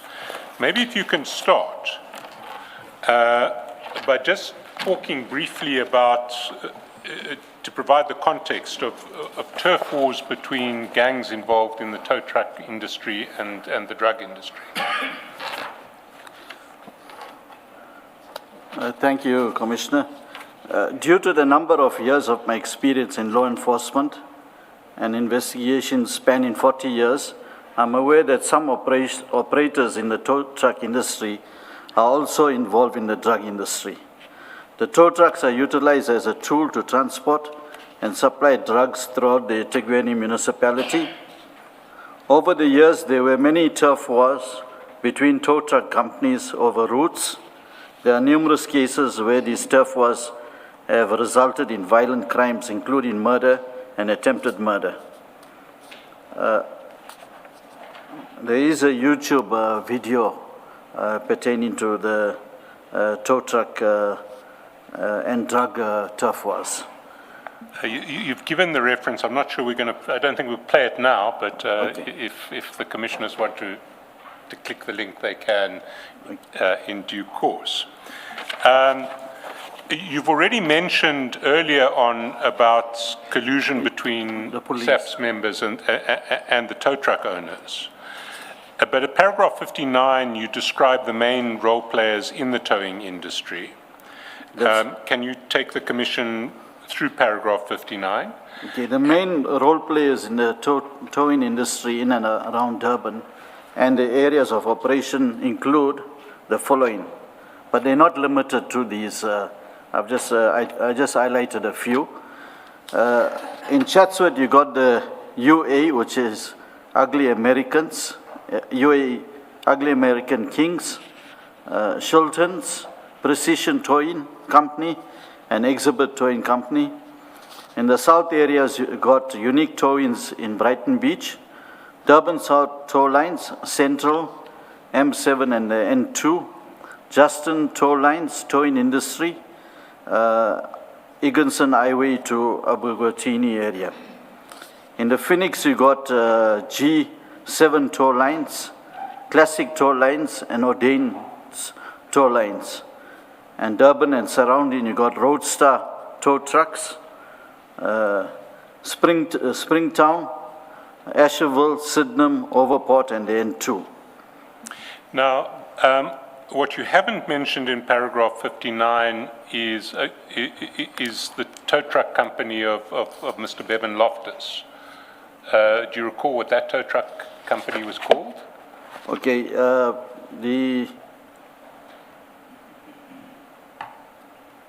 I put it down below. Well, if I put it to you that it's first for KZN. First, yes. Yes, that's right. First for KZN. And the other tow truck company that we look at is Roadstar Tow Truck. And who is associated with Roadstar? There is Clive Nyker. Now, the reason I highlighted the 2 tow trucks is because Bevan's and Clive were competitions to each other in the towing industry. They were competitions to each other. And the shootings arising from tow truck turf wars include the following. Alan Subramani, the director of Durban South Towing and Panel Beaters, was allegedly shot. There is a case number there provided. Jonathan David Thomas, driver at Durban South Towing and Panel Beaters, was allegedly shot, and I've got a case number. Marlon Stewart and Jonathan Thompson of Durban South Towing and Panel Beaters were murdered. I've got the Durban Central CARES number. You said Thompson, it's Thomas. Thomas. And is it the same person referred to in 60.2? That's correct, Commissioner. Thank you. And then there was a Calvin Peresami, the leader of the Blood Gang, owner of taxis and tow truck. He was fatally wounded on the 6th of June 2018 at the Gateway Shopping Mall parking lot in a alleged hit by a rival gang. Now, we'll get to the case you describe in 60.2 in relation to Jonathan David Thomas, Bele case 75/12/2021. But for present purposes, can you confirm that it was alleged that Bevan Loftus was involved in that shooting? That's correct.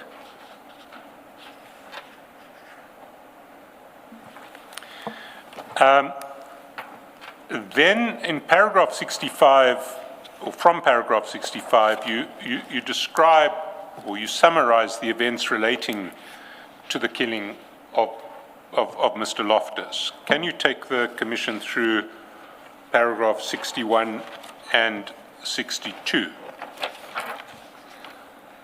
Okay, on Saturday, the 1st of April 2023, at about 1400 hours, 5 deceased were shot and killed by members of the task team under the command of Colonel Govender. The shooting occurred inside a flat in a residential building.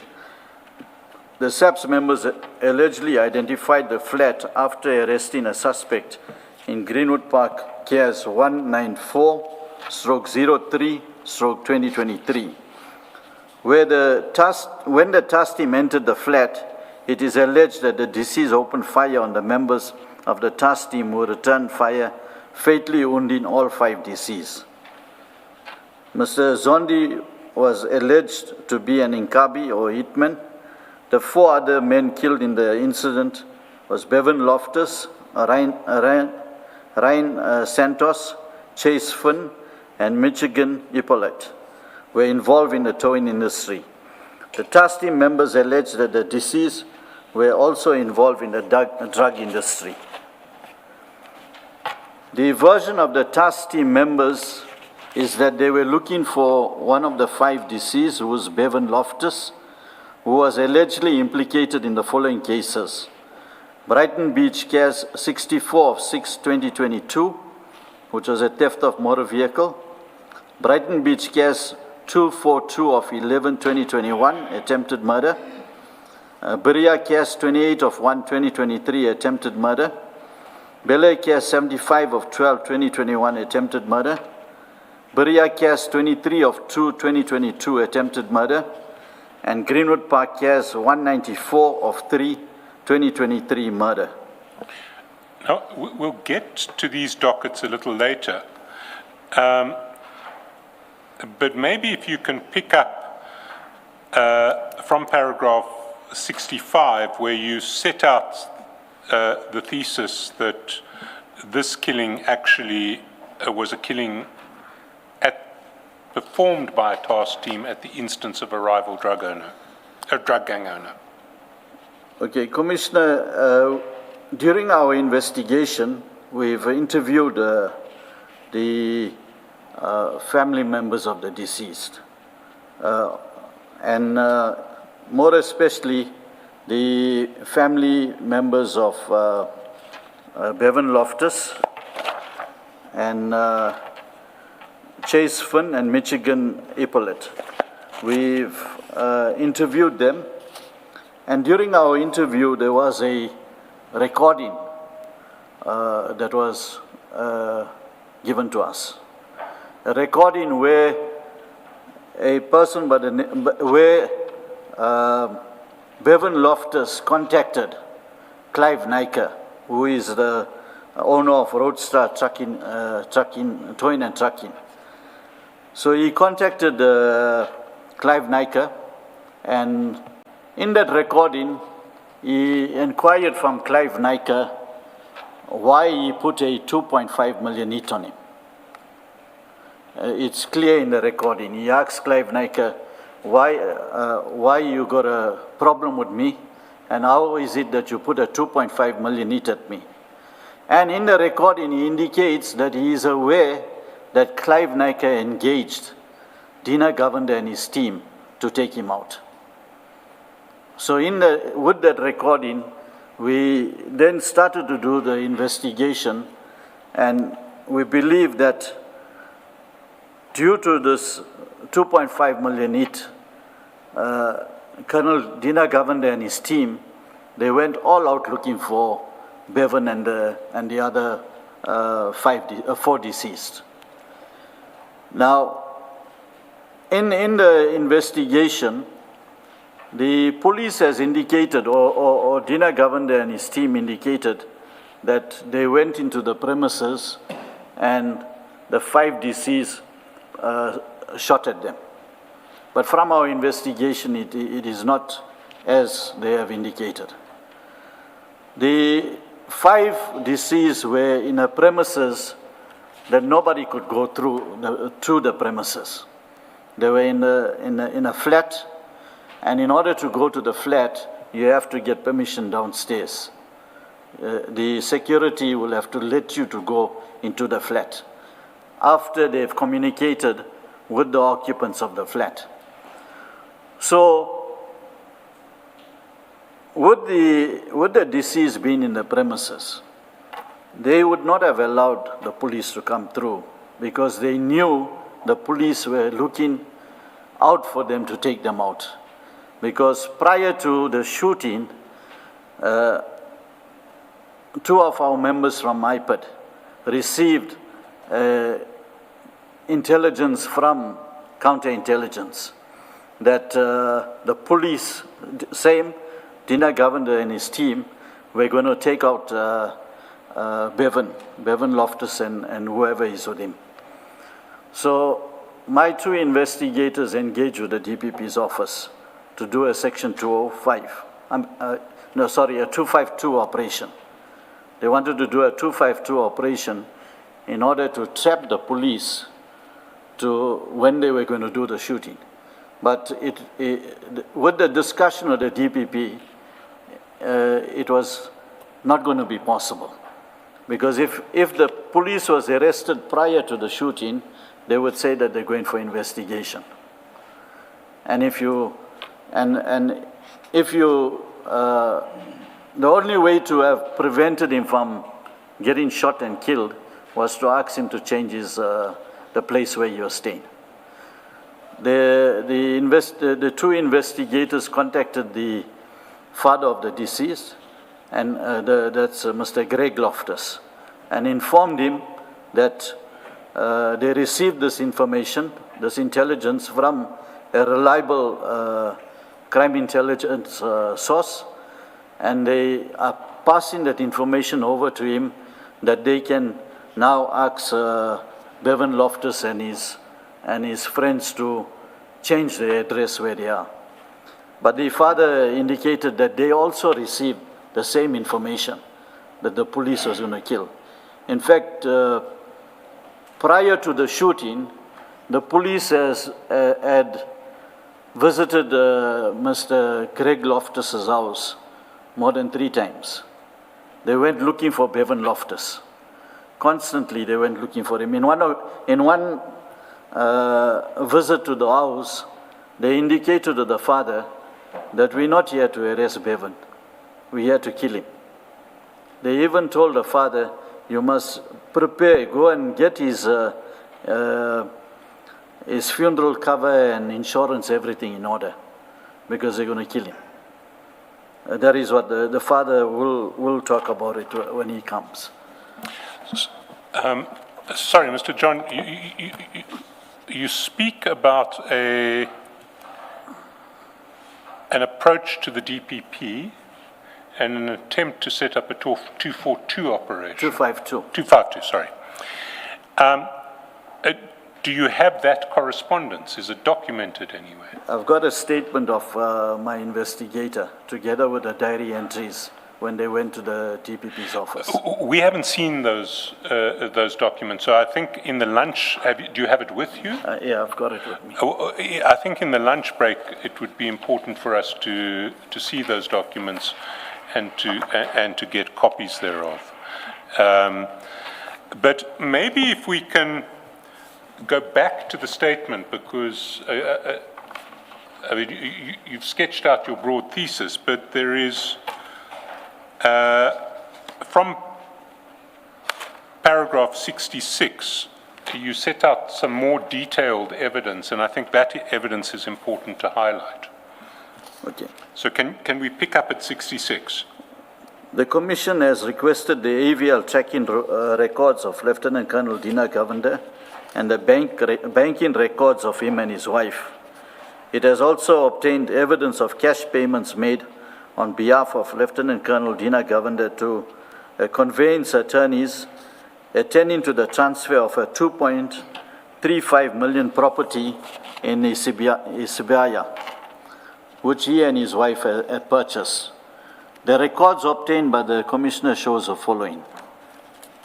At the relevant time, the monthly take-home remuneration of Lieutenant Colonel Dina Govender from SABC was less than 26,000. Can I stop you there, and can we actually go to page 1246 of the exhibits bundle, 1246.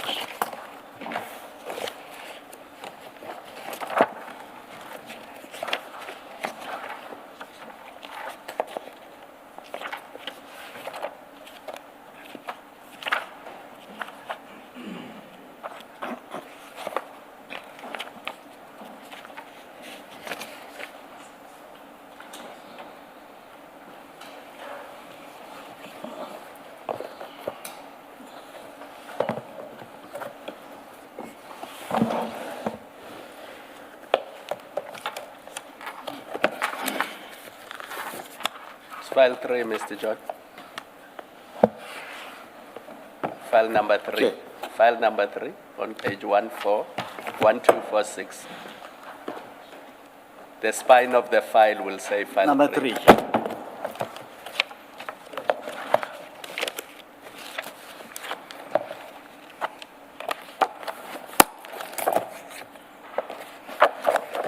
Sorry, sorry. Last time we said we should only show the relevant transactions and not file the whole thing. I don't know if you are ready with that. If not, We don't have a redacted copy. There's no need to flight this. all right, thank you. And if you look at the entry on 29 December, on that page, you will see the take-home salary that was paid to Lieutenant Colonel Govender on the 29th of December 2023. That's correct. And it is, if I can just point out to the commissioners that amount is less than 26,000 rands. That's the end of this period we're talking about. Can you then go to paragraph 66.2? And maybe before we go to paragraph 66.2, because you're talking about ABL records that reflect that Lieutenant Colonel Govender switched off his vehicle at a place 31 meters away from the address. It says Lieutenant Colonel Dina Govender. It should be Mr. Naika. Can I ask you to go to page 1428? again in that same file, 1428. The next one, file 4.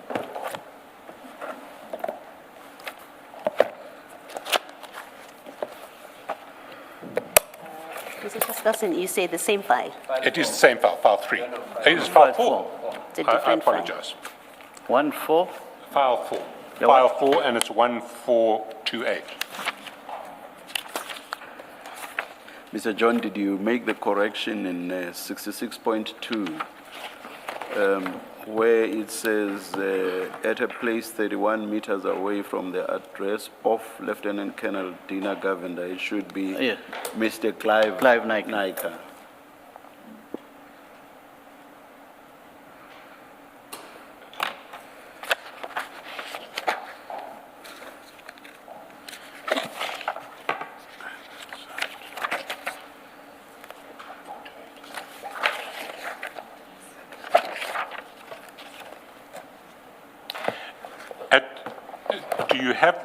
Do you have a bank statement at 1428? No, I've got the bank statement at 1428, that's correct.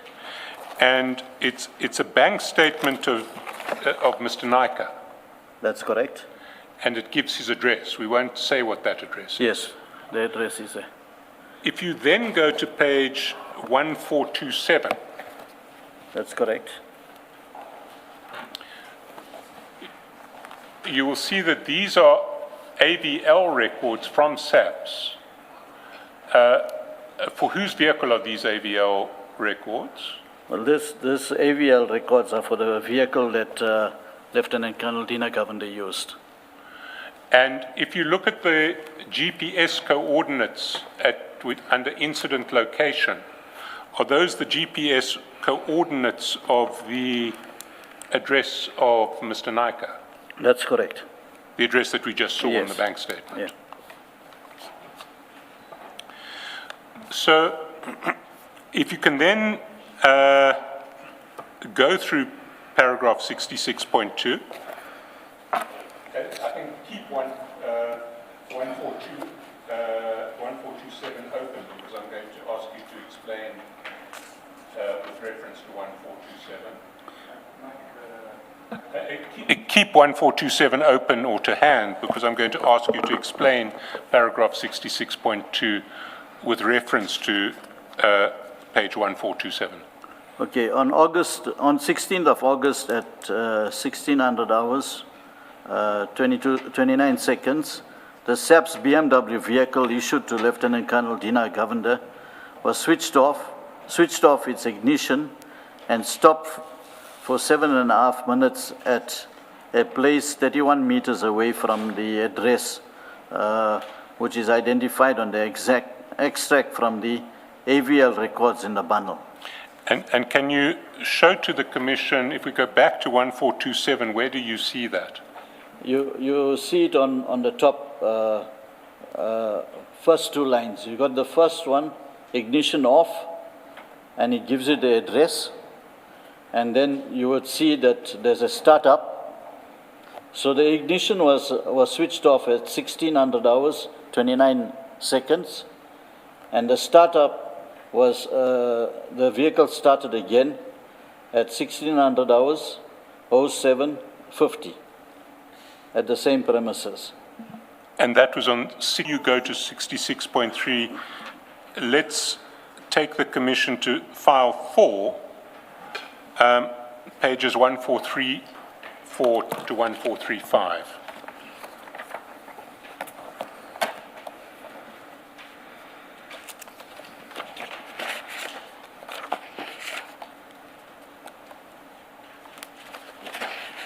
One, 4, 3, 4. 1434.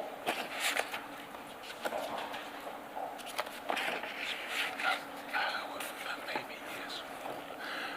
Yeah. Just check if it's got bank account numbers redacted.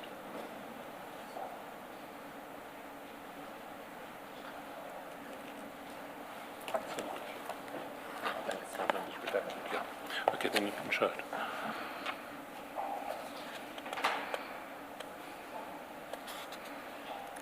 Now, can you describe what this spreadsheet shows? Okay, these are cash deposits that were made into the bank account of Lieutenant Colonel Dina Govender and his wife, who is also a SABC member. And on this, on the screen that's displayed, the column that says account is redacted, but there are various different accounts That's correct. in the unredacted. And the references to the actual bank statements and their pagination in the record is in the bundle column, which is the fourth column. That's So correct. if I might, if we can just take an example. We see that on using the bundle reference at 1420, there are a succession of cash deposits into what is a home loan account. And if we go to 1420, we will see the bank statement for that. That's correct. That specific account, which will reflect those cash deposits. That's correct, Commissioner.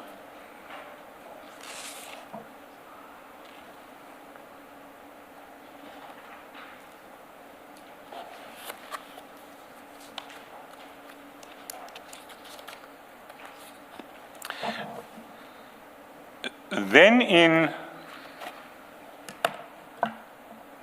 paragraph 66.3, in the subparagraphs of 66.3, you summarize the overall picture. Can you take the Commission through that summary? Okay.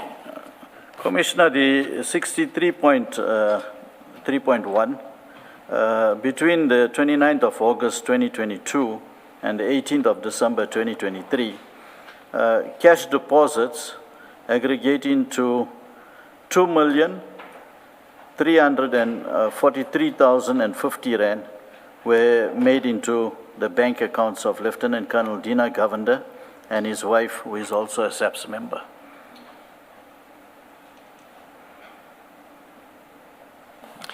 Sorry, it's 2,34,350 rand.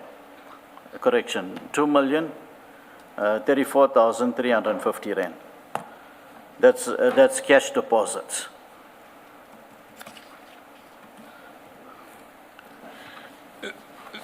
Then 66.3.2. 66, okay. On the 15th of May 2023, cash amounts aggregating to a total of 179,800 rand for the benefit of Lieutenant Colonel Dina Govender and his wife were deposited into the bank account of the conveyancers, attending to the transfer of a 2.3 million property that they had purchased. And 66.3.3. On the 19th of May, another cash deposit of 200,000 for the benefit of Lieutenant Colonel Dina Govender and his wife was paid to the conveyancing attorney. Now,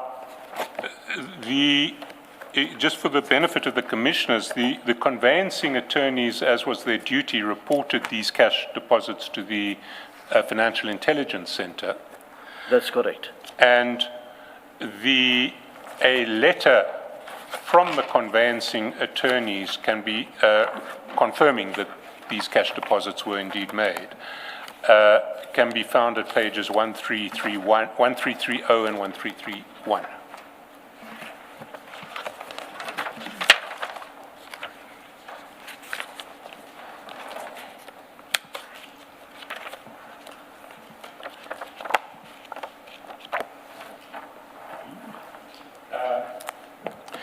Then 66.3.4.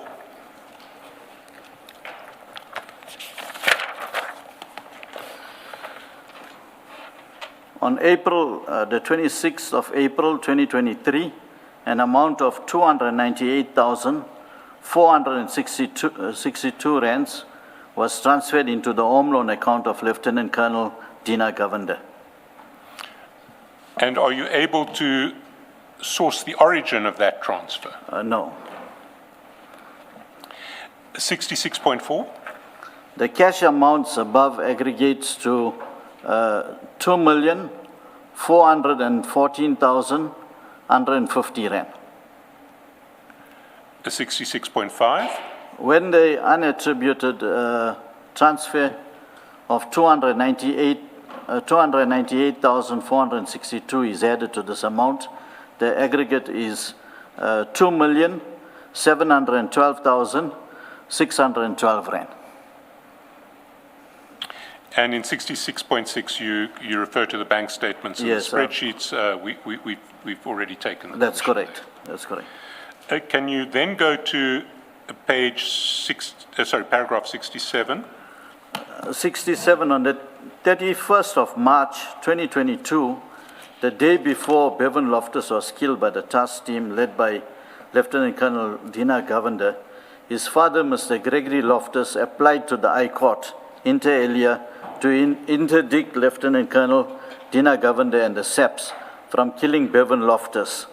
Mr. Loftus was a former SAPS member. He owned the adjacent property on which he and Bevan Loftus lived.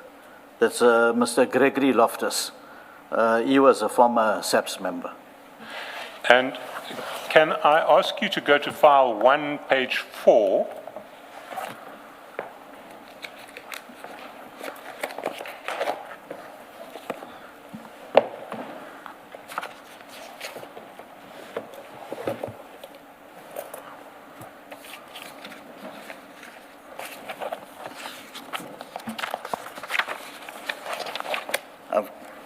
I'm with it. And can you identify the document that you see starting at page 4? Yes, this is the court interdict that was sought for. And the stamp of the court on that document, can you identify that? It's dated the 31st of March 2023. And what day was Bevan Loftus actually killed? He was killed on the 1st, The next day. the next day. So this application was issued the day before. he That's was correct. killed. You say in paragraph, can I then ask you to go to paragraph 68? In his found-in affidavit in the interdict application, Mr. Gregory Loftus alleged that Mr. Clive Naika had promised to pay Lieutenant Colonel Dina Govender 2.5 million to kill Bevan Loftus. Then can I ask you to go to the bundle itself and to paragraph 18 of that interdict, the founding affidavit in the interdict application, at the foot of page 17, paragraph 18.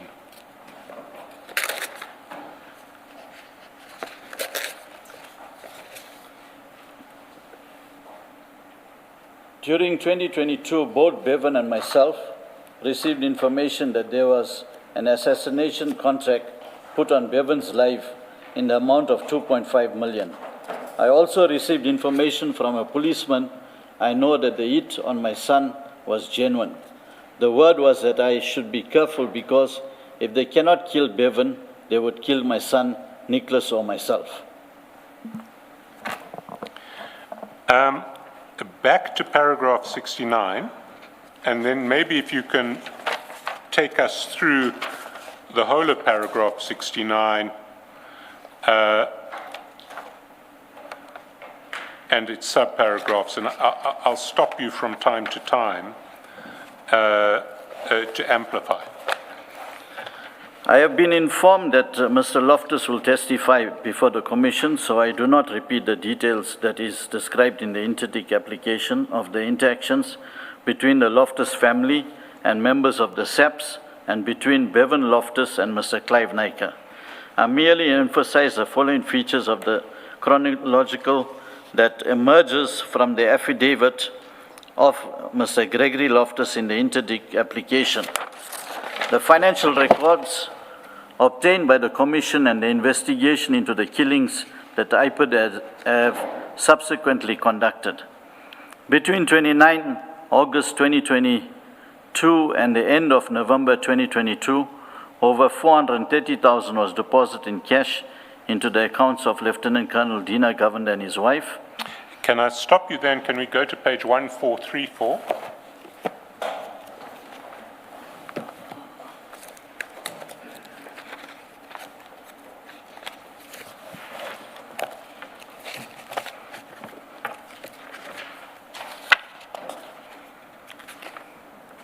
And Are you in file 4? Look in at file file 4. 4. In file 4.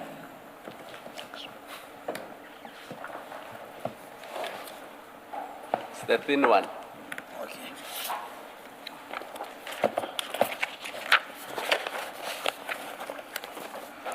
1434 and going over the page to 1435. Just the top two entries on 1435. Okay, I'm with you. Can you confirm that those cash deposits reflected on 1434 and going over the page to 1435 exceed in total 430,000? From the 29th of August. Which is the top of 143. That's correct. Right up to the 10th of November.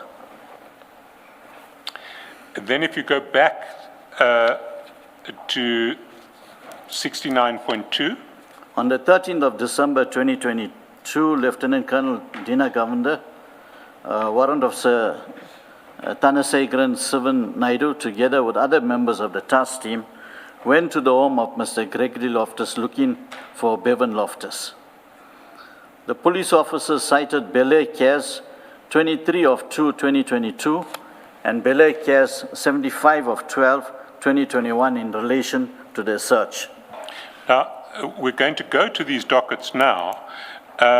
In 69.4, you say they contain no evidence of consequence implicating Bevan Loftus. I want to put to you that it may be slightly overstated there. No evidence upon which Bevan Loftus could be convicted is what I want to put to you there. There is evidence against Bevan Loftus in these dockets, but it's not evidence on which a responsible prosecution would be launched. I want to submit. Yes, the evidence that was contained in that docket was where his name was mentioned by the victim. And in one case, there was an alleged witness. But I think with both those statements, looking at the turf war between taxis and drug dealers, there is no conclusive evidence that would have convicted Bevan Loftus. Well, maybe if we can go to those dockets, and if we start with the 2021 case, and if we can go to file 3, page 866.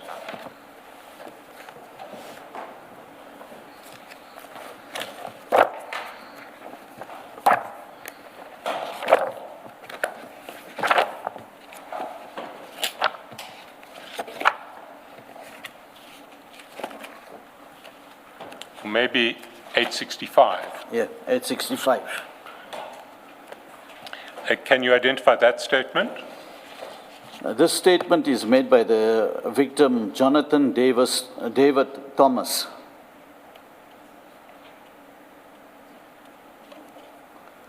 And he describes on page 865 being confronted by a man telling him he's not allowed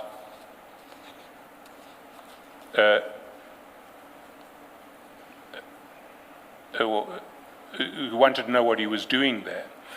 If you pick up at the top of 866, and this is the identification of Mr. Loftus's involvement, the first identification of Mr. Loftus's involvement. Yes. Can you read paragraph 5? The person by the name of Kupan, he was working for Loftus. He went on further to say that his boss, Bevan, had made it clear that Durban South is not supposed to operate in the area. I know Bevan Loftus to be the owner of First for KZN. He then said that he will fall in inverted commas with me, which means that they'll get involved with each other.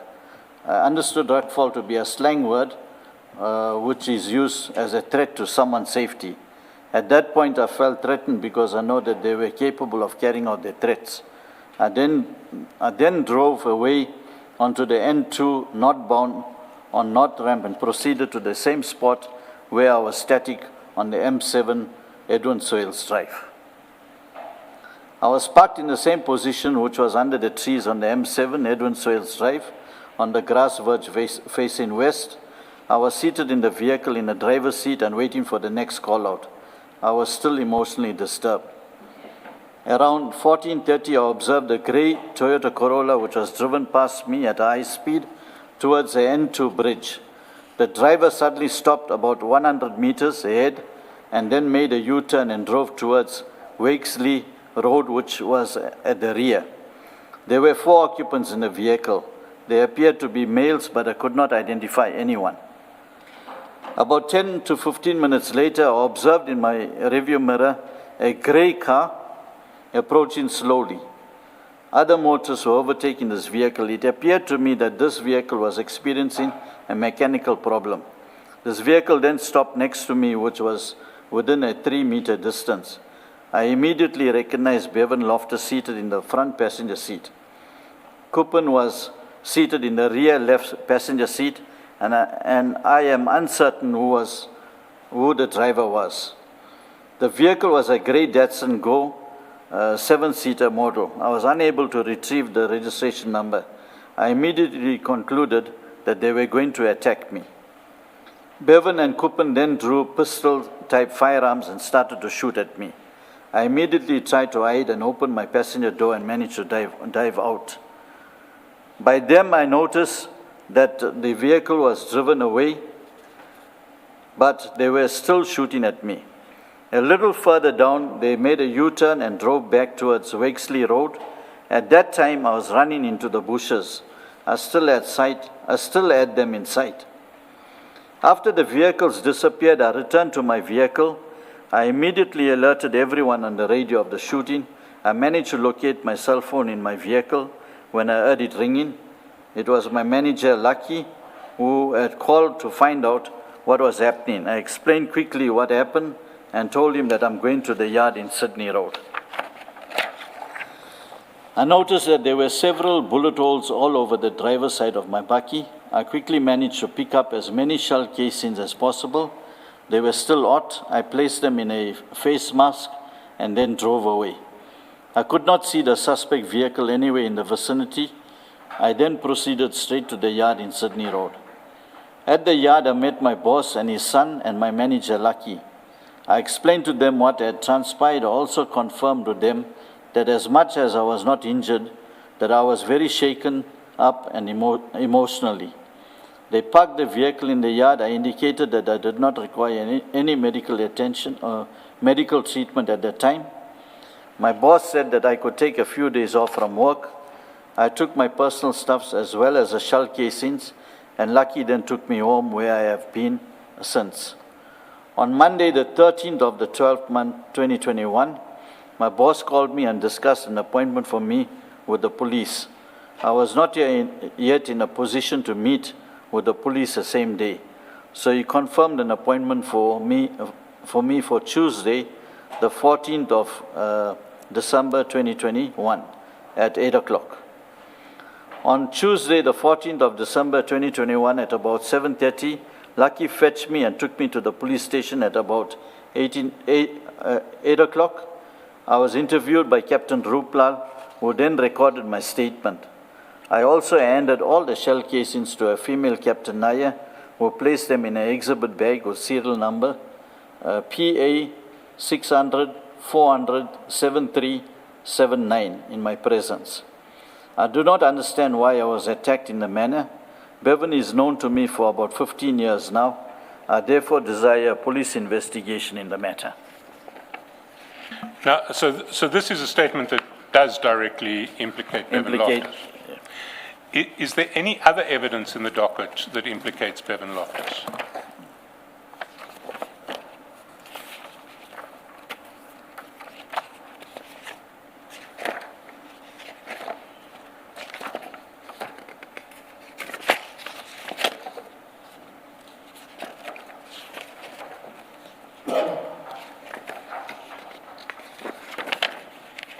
There's no other statement in the docket. 1 second. Is that Priya? I can confirm that. There's no other evidence that's implicating him, beside that one statement. Can I then take you to page 888? Sorry, Mr. Chaskalson, maybe before you move on, just for my understanding, Mr. John, what do you mean in the light of this direct allegation about Bevan Loftus?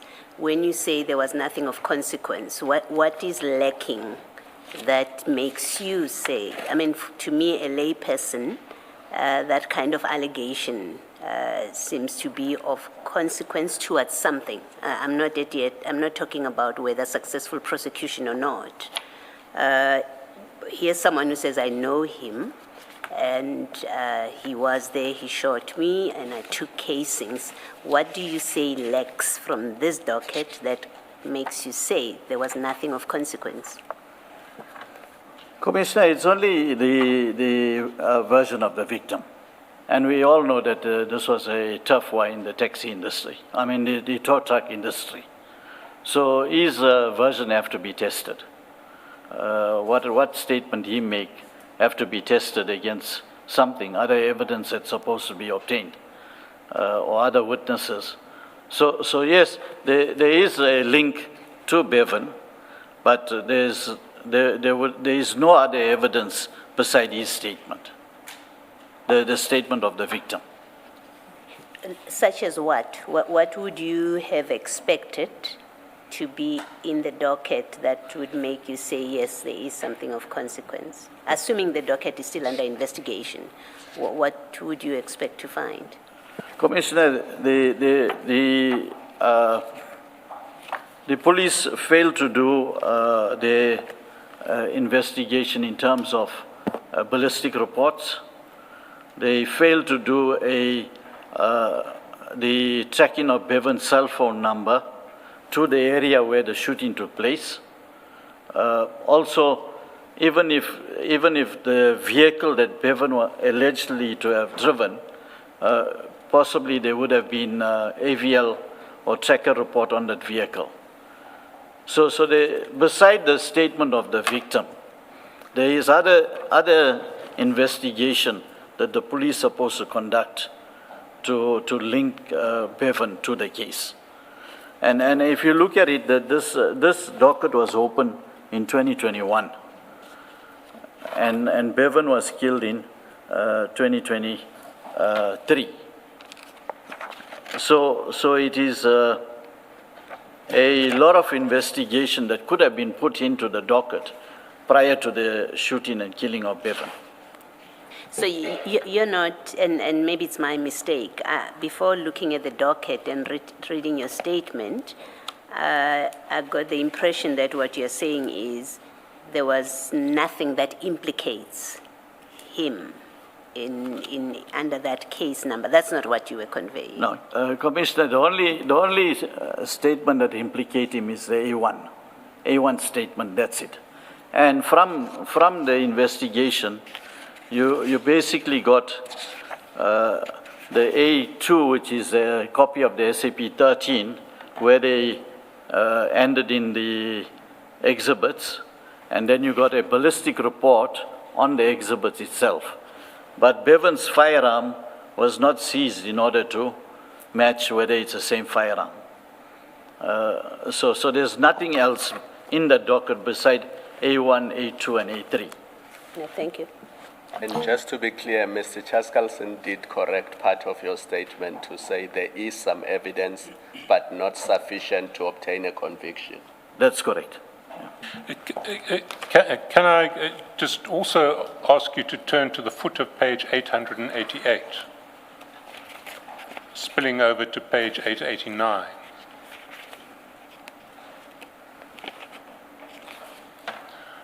Correct? First, can you identify who's issuing, or under whose name those notes in the docket appear? Okay. The entry that was made, that's on the foot of 888. It's an entry made by Captain Govender. And how does Captain Govender come to be making entries on this docket? Are you aware? Yes, when the task team decided to go after Bevan, they then went looking for dockets where Bevan was linked to. So they picked up dockets from different stations in the Durban area where his name has been mentioned, in order to possibly to use those dockets when they went looking for him and eventually executed him. Can I just clarify something? I thought that specific task team, the DPCI task team, their role was to deal with drug-related issues. Now, if these dockets are not drug-related, why are they getting involved in these cases? Say it's an ordinary murder or an ordinary criminal case. Why are they getting involved in these dockets if their role is to fight drugs and drug trafficking? Commissioner, they basically utilize these dockets to justify their reason for looking for Bevan. But if they are not looking for him for drug-related cases, why are they even involving themselves in those dockets and those cases? I got no idea, Commissioner, why. But these dockets, when the shooting of Bevan and the 4 other deceased, these are the case numbers that they gave us. And when the investigating officer in this case, most of these cases was investigated by a Sergeant Govender who fell under the task team.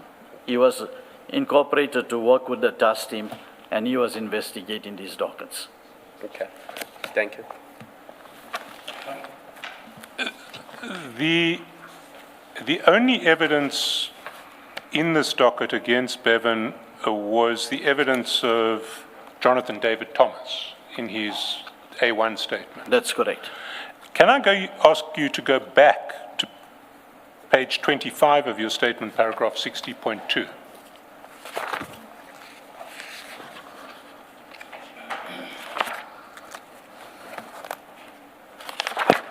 $60.3. Yes, okay. Marlon Stewart and Jonathan Thomas of Durban South Towing and panel beaters were murdered in Durban Central CAS 789 of 12/2022. When would that murder have taken place if the CAS number, with that CAS number? In December 2022. Can you go back to the foot of page 888?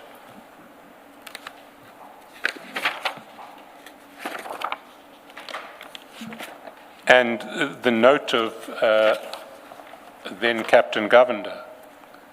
It says this entry was made on 2022, 12/2023. The 23rd of December 2022. It says docket inspection, finalize outstanding investigation, trace Bevan Loftus, task crime intelligence, see my entry in Bel Air, CAS 23 of 3/2022. Information received that victim in this matter was shot and killed in Argyle Road on the 20th of December 2022. So can I just stop you at that point? So the only evidence in this docket against Bevan Loftus was the statement of Mr. Thomas. But to the knowledge of Captain Govender, Mr. Thomas had been killed on the 20th of December. That's correct. So he was no longer available to be a witness A witness. against Mr. Loftus. That's correct.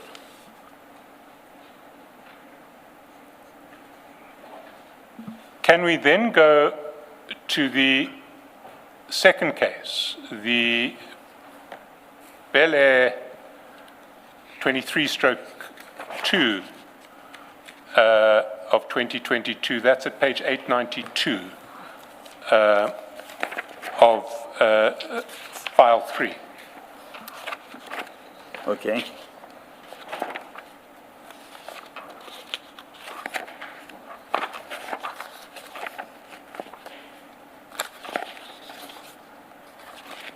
And at 898, once again there is a A1 statement of Mr. Jonathan David Thomas. That's correct. Now, unfortunately, the copy in our bundle is practically illegible. We're going to ask you to give us a more legible copy, but can I ask you to confirm that once again, Mr. Thomas made a statement that accused Mr. Loftus of shooting at him? That's correct. In his statement, did Mr. Thomas indicate whether he was alone in the vehicle or whether he had a passenger in the vehicle? Did he mention a passenger in the vehicle? No, when you read the statement of David Jonathan Thomas, he makes no mention of any passenger in the vehicle. There is another statement that appears in the docket implicating Mr. Loftus. That's at page 899. 899, that's correct. This one is legible. Can you read it? Okay, it says here, I, Eugene Erasmus, states under oath in English, I'm an adult male with date of birth 1984/06/02, age 38 years, residing at 37 Quality Street, Wentworth. I do not have a cell phone and I'm currently unemployed. It states on the 5th of February 2022 at 6 o'clock I was with David Jonathan Thomas in the tow truck Durban South Towing. We was parked along Edwin Swales Drive, M7 turnoff. While seated on my passenger seat, On the Commissioner? on the passenger seat. Yeah, on the passenger seat, I noticed a blue Hyundai vehicle that came behind us. Suddenly, I heard gunshots coming from behind us. I then looked in the back to see what was happening and to take cover. I saw Bevan in the passenger seat of the blue Hyundai with his arms out of the vehicle with a rifle and was shooting at us. I then took cover by laying on the floor, and I then screamed for David to take cover, and as soon as the shooting stopped, I opened the passenger door and ran out as I was fearing for my life. When I ran away, I thought David was with me, but he was not. I did not come back immediately because I was fearing for my life. When I came back after an hour, David was already rushed to hospital. I desire further investigation in this matter. I know and understand the contents of the statement. I have no objection in taking the prescribed oath. I consider the prescribed oath to be binding on my conscience. I swear that the contents of the statement is the truth, so help me God. What's your comment on this statement? When I interviewed the investigating officer, Sergeant Govender, who worked in the task team. Sorry, Sergeant Govender, not... Yes, no, Sergeant Govender. Sergeant Govender. So when I interviewed him about the statement, because I pointed out to him that this statement was taken on the 21st of February 2023, and the incident of the shooting was on the 5th of February 2022. So it was a year later that the statement was taken. And I pointed out to him that in the A1 statement, there was no mention of Eugene Erasmus. So I inquired from him, how did he come to know about this witness, Eugene Erasmus? And then he said he was informed by Dina Governor to go and take the statement.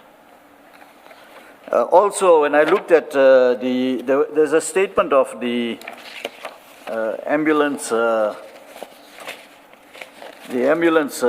personnel that was parked next to the tow truck. I don't see all the pages of that statement here. I can just point out part of the statement. Part of his statement is 897. Is on page 897. When I looked at that statement, the ambulance driver is talking about a white vehicle that looked like a Nissan Tida that sped off from the shooting. But he doesn't mention who was in the vehicle.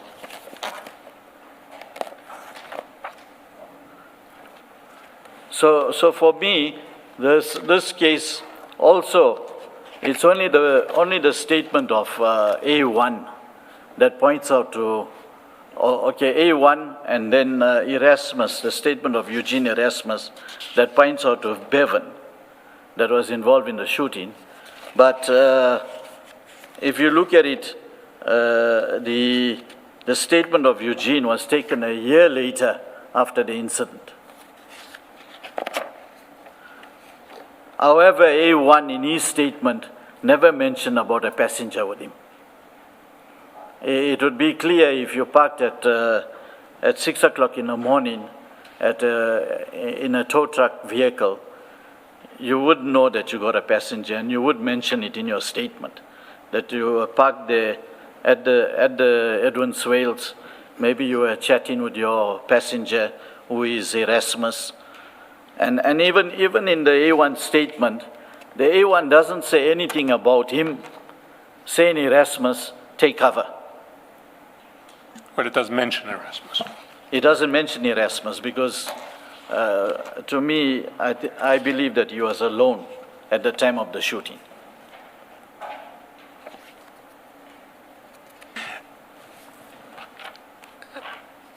Let's then go back to the main statement, paragraph 69.5. We're talking about the first visit to the house of Mr. Gregory Loftus in December 2022, 69.5. On arrival at the premises, Mr. Gregory Loftus informed Lieutenant Colonel Dina Govender that Bevan was not at home. The members of the task team forcefully broke the lock of Bevan Loftus, which was searched without a search warrant. Mr. Michigan Ippolite was inside the home of Bevan Loftus. He was allegedly waterboarded by the task team who wanted him to disclose the whereabouts of Bevan Loftus. Mr. Ippolite would later be one of the men killed on the 1st of April 2023.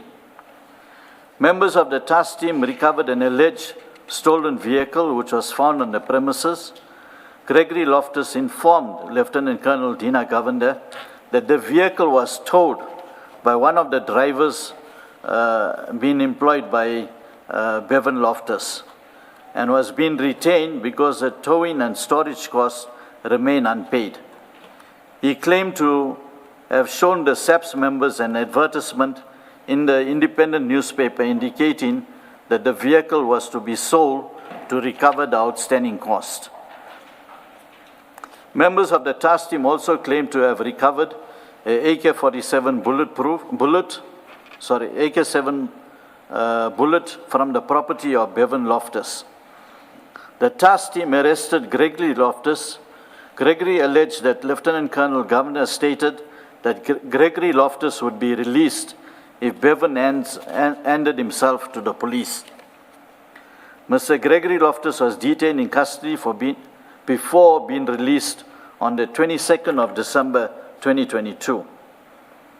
Bevan Loftus was informed that Clive Naika had offered Lieutenant Colonel Dina Govender 2.5 million to kill him. On the 25th of January 2023, Bevan Loftus phoned Clive Naika to confront him about this. A recording of this call has been retained, and a transcript of the call is contained in the bundle, as appears from the transcript. Before we get, maybe we could go to that transcript. It's at page 3 of the bundle.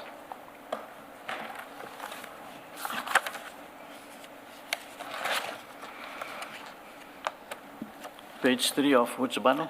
File 1. File 1.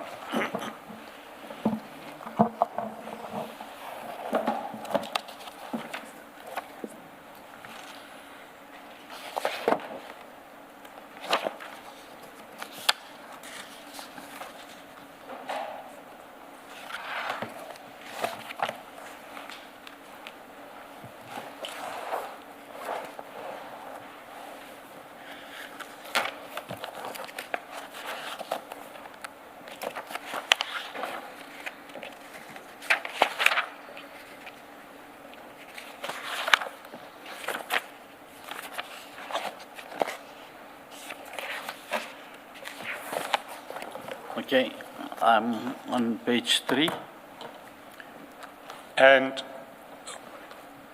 while you're at page 3, can I ask you also to go to page 42, which is part of the interdict papers, and just to confirm that the same transcript was part of the interdict papers.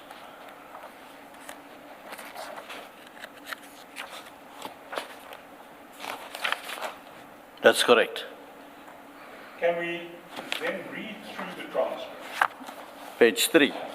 442, they're the same document. All right, the caller was Bevan Loftus, first for KZN Towing, and the receiver was Clive Naika Roadster. Date, 25th of January 2023, between 5:30 and 6:30. Bevan Loftus speaks, he says, Roadster, Mr. Clive himself, how are you? Clive Naika states, yes, who is this here? Bevan Loftus says, Lekker, lots of money, 2.5 on my head now. Clive Naika, who is this here? Who is this here? Bevan, you killed my uncle, you. Bevan Loftus, yes, and there's crosstalk in between. How you can phone Dane to tell Dane to set me up? Clive Naika, I phoned Dane. I don't even know who Dane is. Bevan Loftus, yes, I never ever fought with you. I have no problem with you, but it looks like you are after me. You are paying Dino Govender. You are paying all the Carols to do all this thing to me. I never had nothing to do with you. I have never minded your business. I have got no flop with you. But Bali, you went out of your way to do all these things to me. You want to kill me and all that kind. Bali, where's the numbers? Clive Naika, I don't. Are you making allegations against me or you are telling me the facts? Bevan speaks, I am asking you, where are the numbers, Bali? Clive Naika, let's start off now. Let's start off. Bevan Loftus, I never fuck all to you. Check here, I done fuck all to you. Clive Naika, firstly, you are telling the people I killed Regan. Bevan Loftus, see, Bali, see how I took that. No flop, you want to kill me, right? No flop. The fastest live the longest, right? Lekker. And Clive say, what's that? Now, in your statement back at page 30, you highlight certain features of the transcript from 6911.1 onwards. From the transcript, Mr. Naika was initially unable to identify Bevan Loftus as a caller. Because if you see, when Bevan contacts Clive, Clive say, yes, who is this? But as soon as Bevan mentions the 2.5 million price on his head, Mr. Naika immediately identifies him as Bevan. So it shows that he was fully aware of the 2.5 million hit on Bevan. But sometimes, for a few seconds, you may not recognize the voice of someone that you don't talk to all the time. But as they continue speaking, you may end up recognizing the voice. So I'm not sure that the inference you draw is necessarily plausible. I get it from what you're saying, Commissioner, but when I look at it, immediately when the 2.5 million was mentioned, then Clive Naika say, who is this here? Who is this here? Bevan, you. But you are repeating exactly what you say, and that's what I'm querying. So basically, you've not responded to what I'm saying to you. I'm saying what you say is not necessarily plausible, because it does happen that you may not recognize the voice of someone talking to you over the phone, someone that you don't talk to all the time. So you may, for a few seconds, not recognize the voice, but as the person continues speaking, you then recognize the voice. So it's on that basis that I say what you say is not necessarily plausible. So you cannot answer me by repeating what you've said. I can. The reason why I indicated that, Commissioner, because this conversation was quick, very quick. It wouldn't be like where there was some time that Clive took to recognize a voice.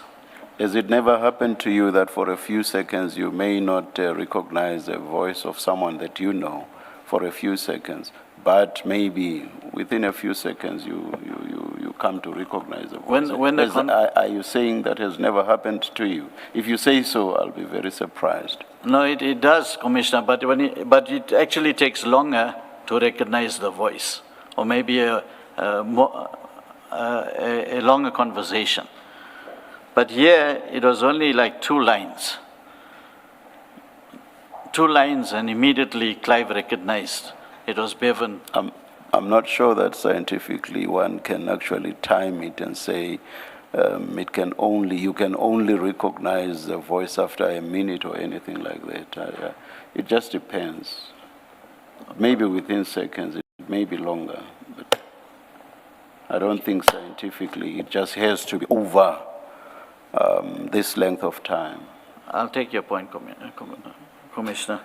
And the fact that there was mention of 2.5 million should not change what you and I are engaging about.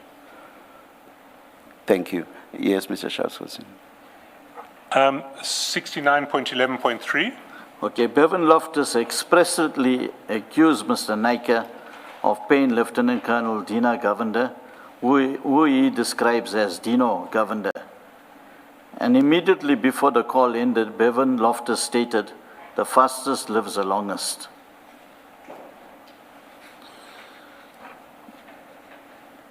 On the 3rd of February 2023, the task team again returned to the Loftus family home, but Bevan fled the scene. According to Mr. Loftus, Lieutenant Colonel Dina Govender and Warrant Officer Sivan Naidu told him that Bevan had been involved in a shooting incident where Ox members were shot at earlier that day. They also accused Bevan of threatening to kill Captain Valley of SAPS Brighton Beach. According to Gregory Loftus, Lieutenant Colonel Dina Govender and Warrant Officer Sivan Naidu said that they had come to the property not to arrest Bevan, but to kill him. And they allegedly told Gregory Loftus that he should get Bevan's funeral insurance up to date because they were going to kill Bevan.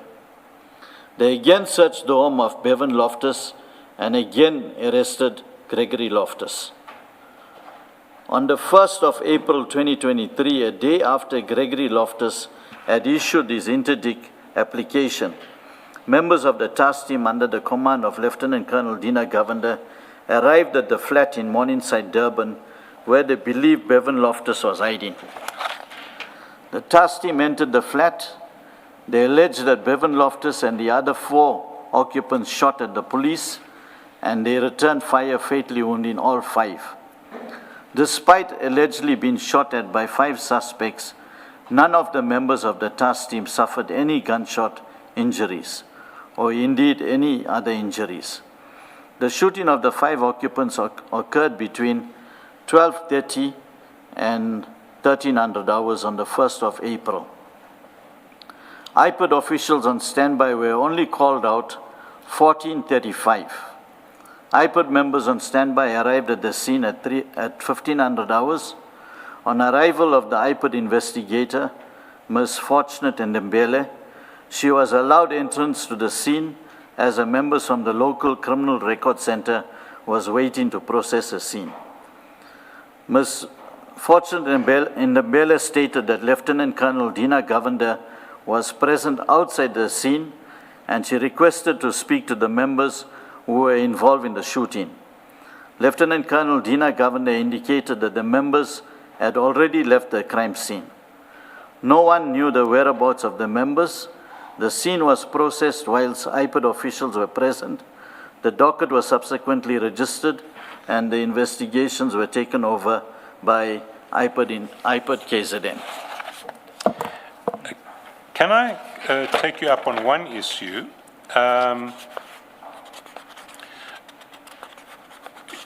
You say that none of the members of the task team suffered any gunshot injuries or indeed any other injuries. Yeah, in fact, one member that was Pedro Rodriguez, his bulletproof vest had a gunshot hole right at the bottom. So there was one gunshot hole, which he alleges that was at the same incident. He was shot on that bulletproof vest. And did he suffer any injuries on the day? No, no injuries.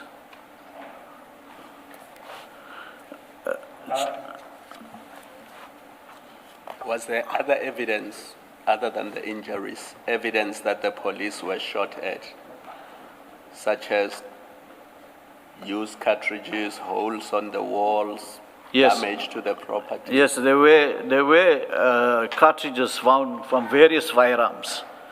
The evidence of the cartridges found at the fire on the scene of those various cartridges is still being tested because Bevan Loftus had his own firearm, his private firearm. And one would, if you have a private firearm, you would not use an unlicensed firearm if you're defending yourself. Or if you're shooting at the police, you wouldn't use an unlicensed firearm. You would use your own private firearm. The issue here is that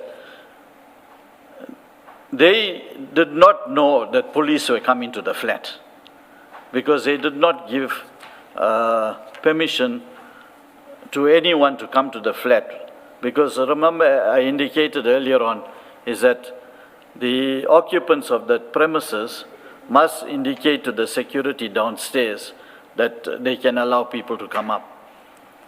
So they did not allow or indicate to the security for anyone to come up. They only indicated to one person, who was the person that was picked up by the police in Pinetown. They picked him up for a shooting that happened at Greenwood Park. And when they interrogated him, he indicated that he knows where Bevan resides, or where they were in hiding. So they took him to the flat, and basically he was the one that requested for permission to come up. So they knew that the person that's coming up is well known to them.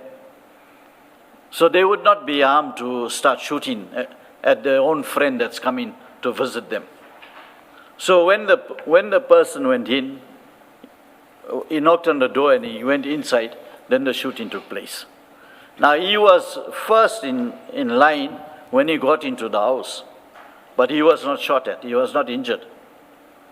But if you look at the photo album of the shooting, the police indicated that they retreated into hiding when they were shooting, but the 4 deceased was lying in a line. They were all lined up and they were shot at. If you see, some of the deceased have water on the clothing. It points out that they may have been tortured first and then killed from the photos that we are seeing. So you are implying that the scene was staged? That's correct. And if you look at the photos, you will be able to determine some of those things. I don't want to go too much in detail because the case is still ongoing. Even the post-mortem reports show that the shooting was from top to bottom. The post-mortem reports. What was also that gives us an indication that this could have been an hit is that the photos of the deceased at the crime scene circulated on social media even before even before LCRC, the local criminal record center, could get to the scene. The photos already circulated on social media. And that's how the families of the deceased came to know that their children died in that shooting. Now, it could have been that the photos were circulated to one person to say that we've done the hit now, you can do the payment.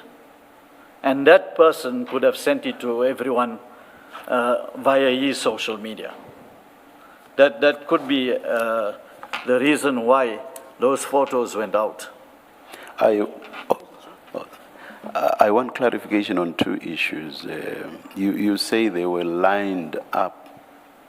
The bodies were lined up. Can you explain what exactly you mean? Just explain being lined up. They were lined up next to each other. Chair, Yes. the pictures are in the bundle. They shouldn't be displayed. No, yeah. But maybe if I can ask you to look at file 2, page 699. 699.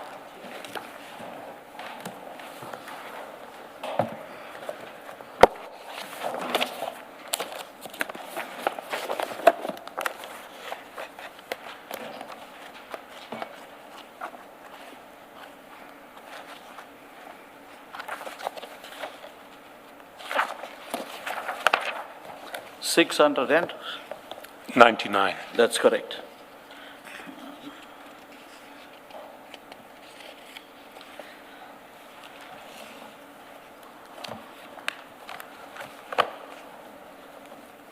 Yeah, I do see 3. That photo doesn't depict a gun battle between the deceased and the police.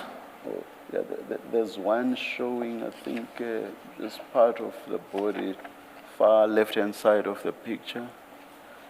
He was close to the... A red T-shirt. Yes, he was close to the balcony.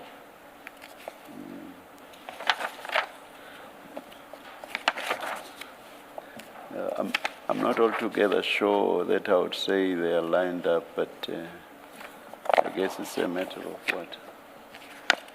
Interpretation of what one sees in the picture, especially if you look at the one on the far left, the Okay, one showing partly on the picture. But anyway, okay, that was the one issue. Chair, the reason yes. why I indicated, Commissioner, the reason why I indicated this is that the police said that they came under fire by the Yes, deceased. yes. Okay. Now, looking at that, if they came under fire, all three of them would not have been standing at the same place. They would have been taking cover, maybe one in the room, one in the kitchen, if they know they're coming under fire. But here they were Close, the bodies are close to each other. Yes, yeah. yes. And there are other evidence that's in this file that we don't want to disclose because Yeah. it's still it still has to go to the DPP's office. Okay. The other thing I want clarification on, you also said that someone who has a licensed firearm would not use their own licensed firearm to shoot at police. Did I understand you correctly? In fact, Or am I, or did you say the opposite? the opposite, Chair. Can you repeat the opposite? Okay, if you want to defend yourself, Yes. you would not use an unlicensed firearm. You would rather use a licensed firearm if you have a licensed firearm, Yes, because then you are justified that you will use a licensed firearm in defending yourself. The justification becomes difficult when you use an unlicensed firearm. Where else you have a licensed firearm? Unless you are hopeful that you just might escape, and therefore you use the unlicensed firearm so that nothing links you to your you use the unlicensed with the hope that you then do not get linked to your licensed firearm. So that too is a possibility, I would imagine, or not. But if you're defending yourself, Chair, you're not going to use an unlicensed firearm if you have a licensed firearm. But you are never sure that the facts will be accepted that you were indeed defending yourself. Because especially look what's happening here. The overall or the overarching picture is a picture of what? People who are involved in gangs, and one of your headings even refers to gang wars.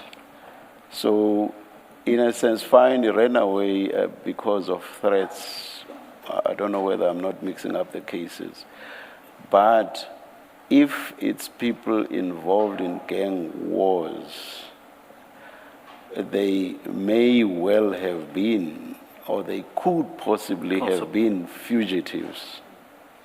And if that be the case, one cannot just say one could only use their licensed firearm.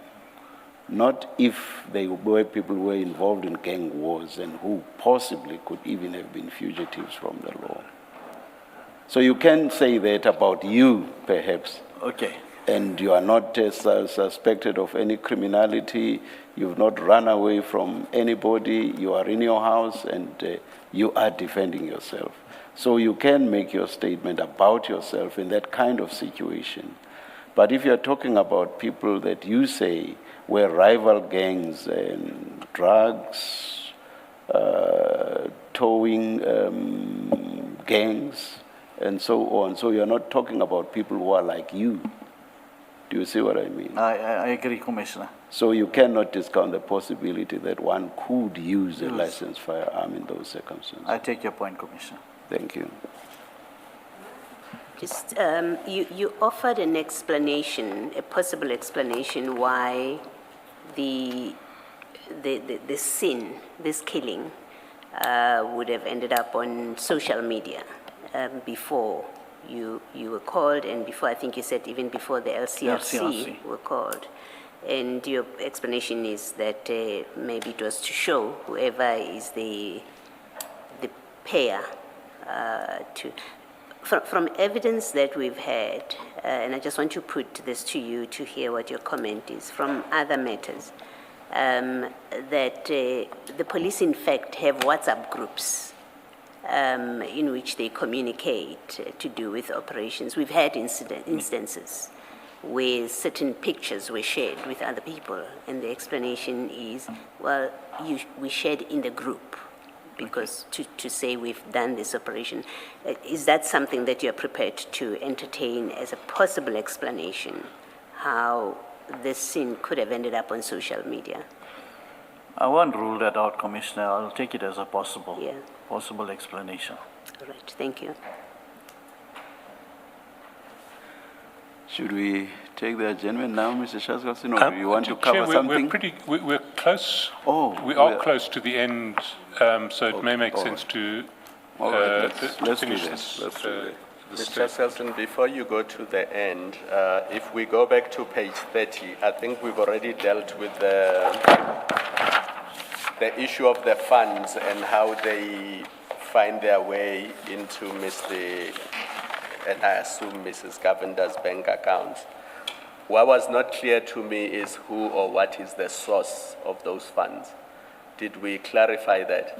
It's all cash deposits. So we don't cannot know where the link cash them comes to from. the person that we say was possibly paid to conduct the hit or to do other things. We can't link it to that person. We can't link to any specific individual through the money flows. Okay. But what we do have is cash deposits aggregating to almost 2.7. 9 times the annual salary, Yeah. annual take-home pay. And then that confirmation from the attorneys, it does not provide any assistance. Again, it's cash deposits. It seems that the cash would have been deposited by a Lieutenant Colonel Govender and his wife themselves. Certainly, in some of the instances, that seems to appear from the bank transaction records. But where the cash came from originally, we don't know. Okay, thanks.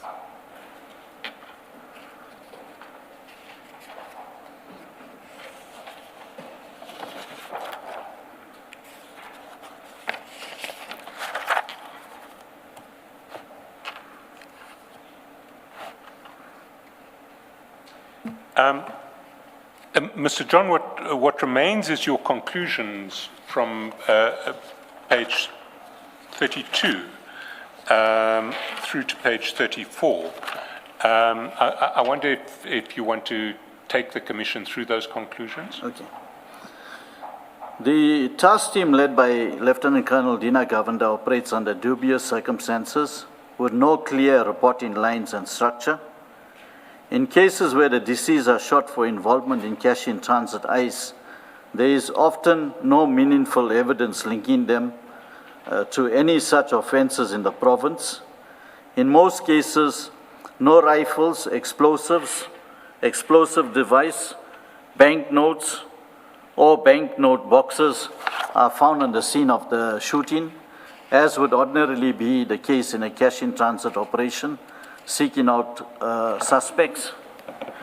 Despite members of the task team constantly alleging that they only opened fire after having been shot at by suspects, in the overwhelming majority of cases, there is no evidence of any SABC member being shot, even in the bulletproof vest, except the one case in the Morningside shooting. In most cases of killings by the task team, IPID is not informed immediately of the incident, and the task members leave the scene of crime before IPID is able to arrive. This interferes with the ability of IPID to conduct its investigation. The modus operandi utilized by the members appear to be designed not to arrest suspects, to have them linked to an alleged crime that has been investigated, but rather to kill the suspects. The existence of a task team able to kill suspects without any apparent consequences is a situation which is not only unacceptable in a constitutional state, it is also open to exploitation by organized crime gangs wanting to pay for rivals to be killed. The killing of Bevan Loftus, Cecily Zondi, Ryan Santosh, Chase Finn, and Michigan Hippolyte has a range of disturbing features that are consistent with a deliberate extrajudicial killing paid for by an organized crime competitor. The fact that on the 31st of March, the day before the killing of Bevan Loftus by the task team led by Lieutenant Colonel Dina Govender, Gregory Loftus had an interdict application issued specifically to prevent the killing of his son by Lieutenant Colonel Dina Govender. The fact that Bevan Loftus had been given an advance notice that Mr. Naika had allegedly offered a 2.5 million payment for his killing, and that in his call to Mr. Naika immediately identified Bevan Loftus when he raised the issue of the 2.5 million offer. Chair, can we take a break quickly? Commissioner, can we take a break quickly? Let us do so. We'll come back when indicated.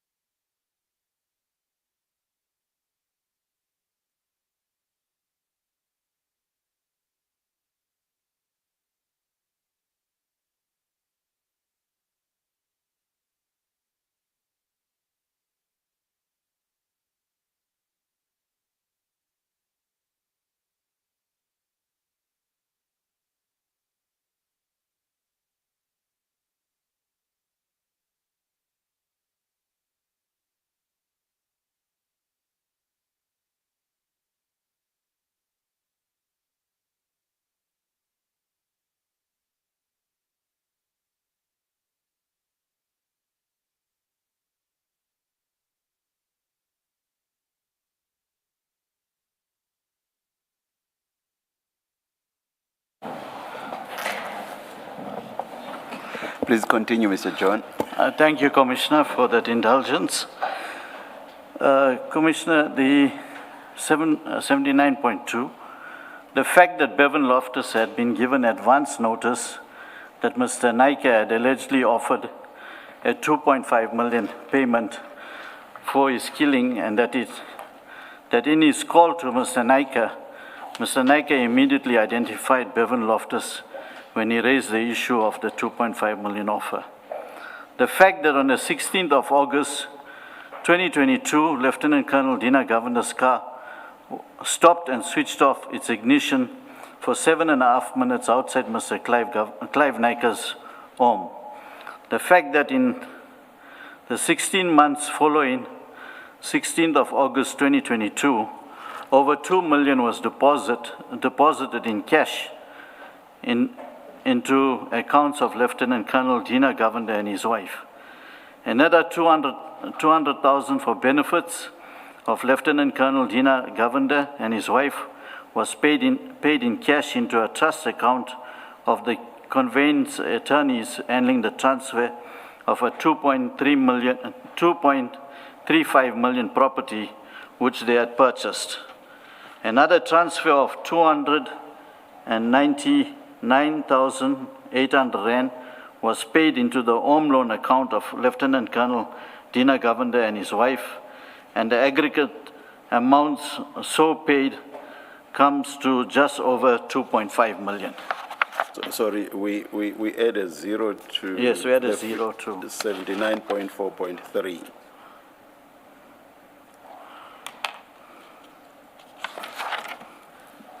Please continue. That's my last point, Chair.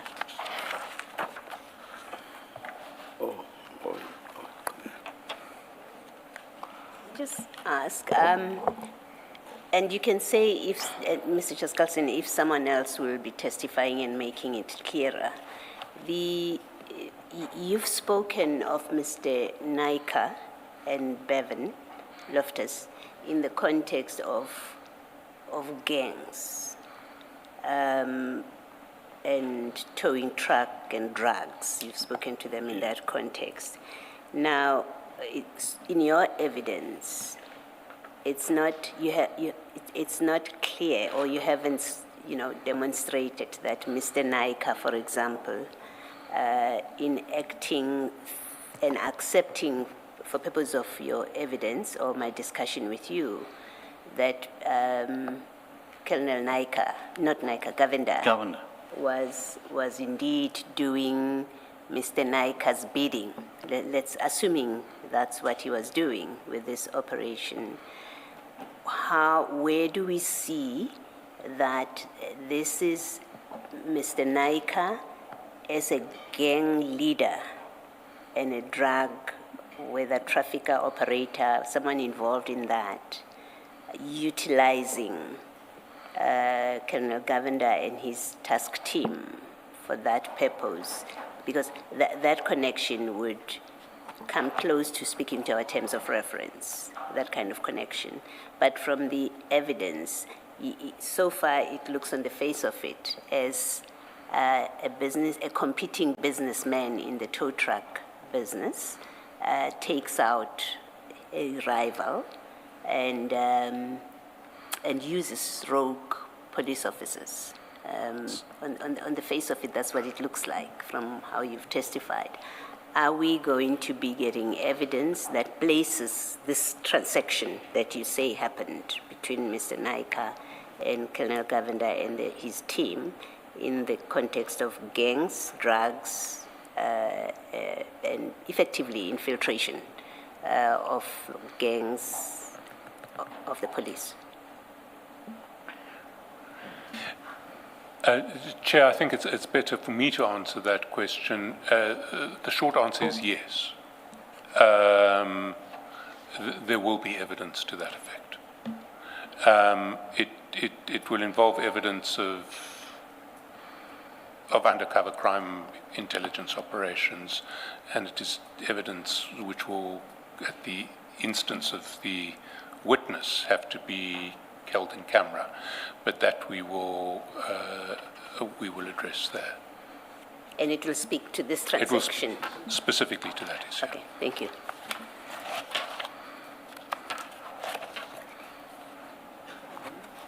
We done for the day, Mr. Chaskalson? I'm afraid we are, Chair. We finished sooner than anticipated, and our next witness is only available tomorrow morning. Let's adjourn and resume at 9:30 tomorrow morning.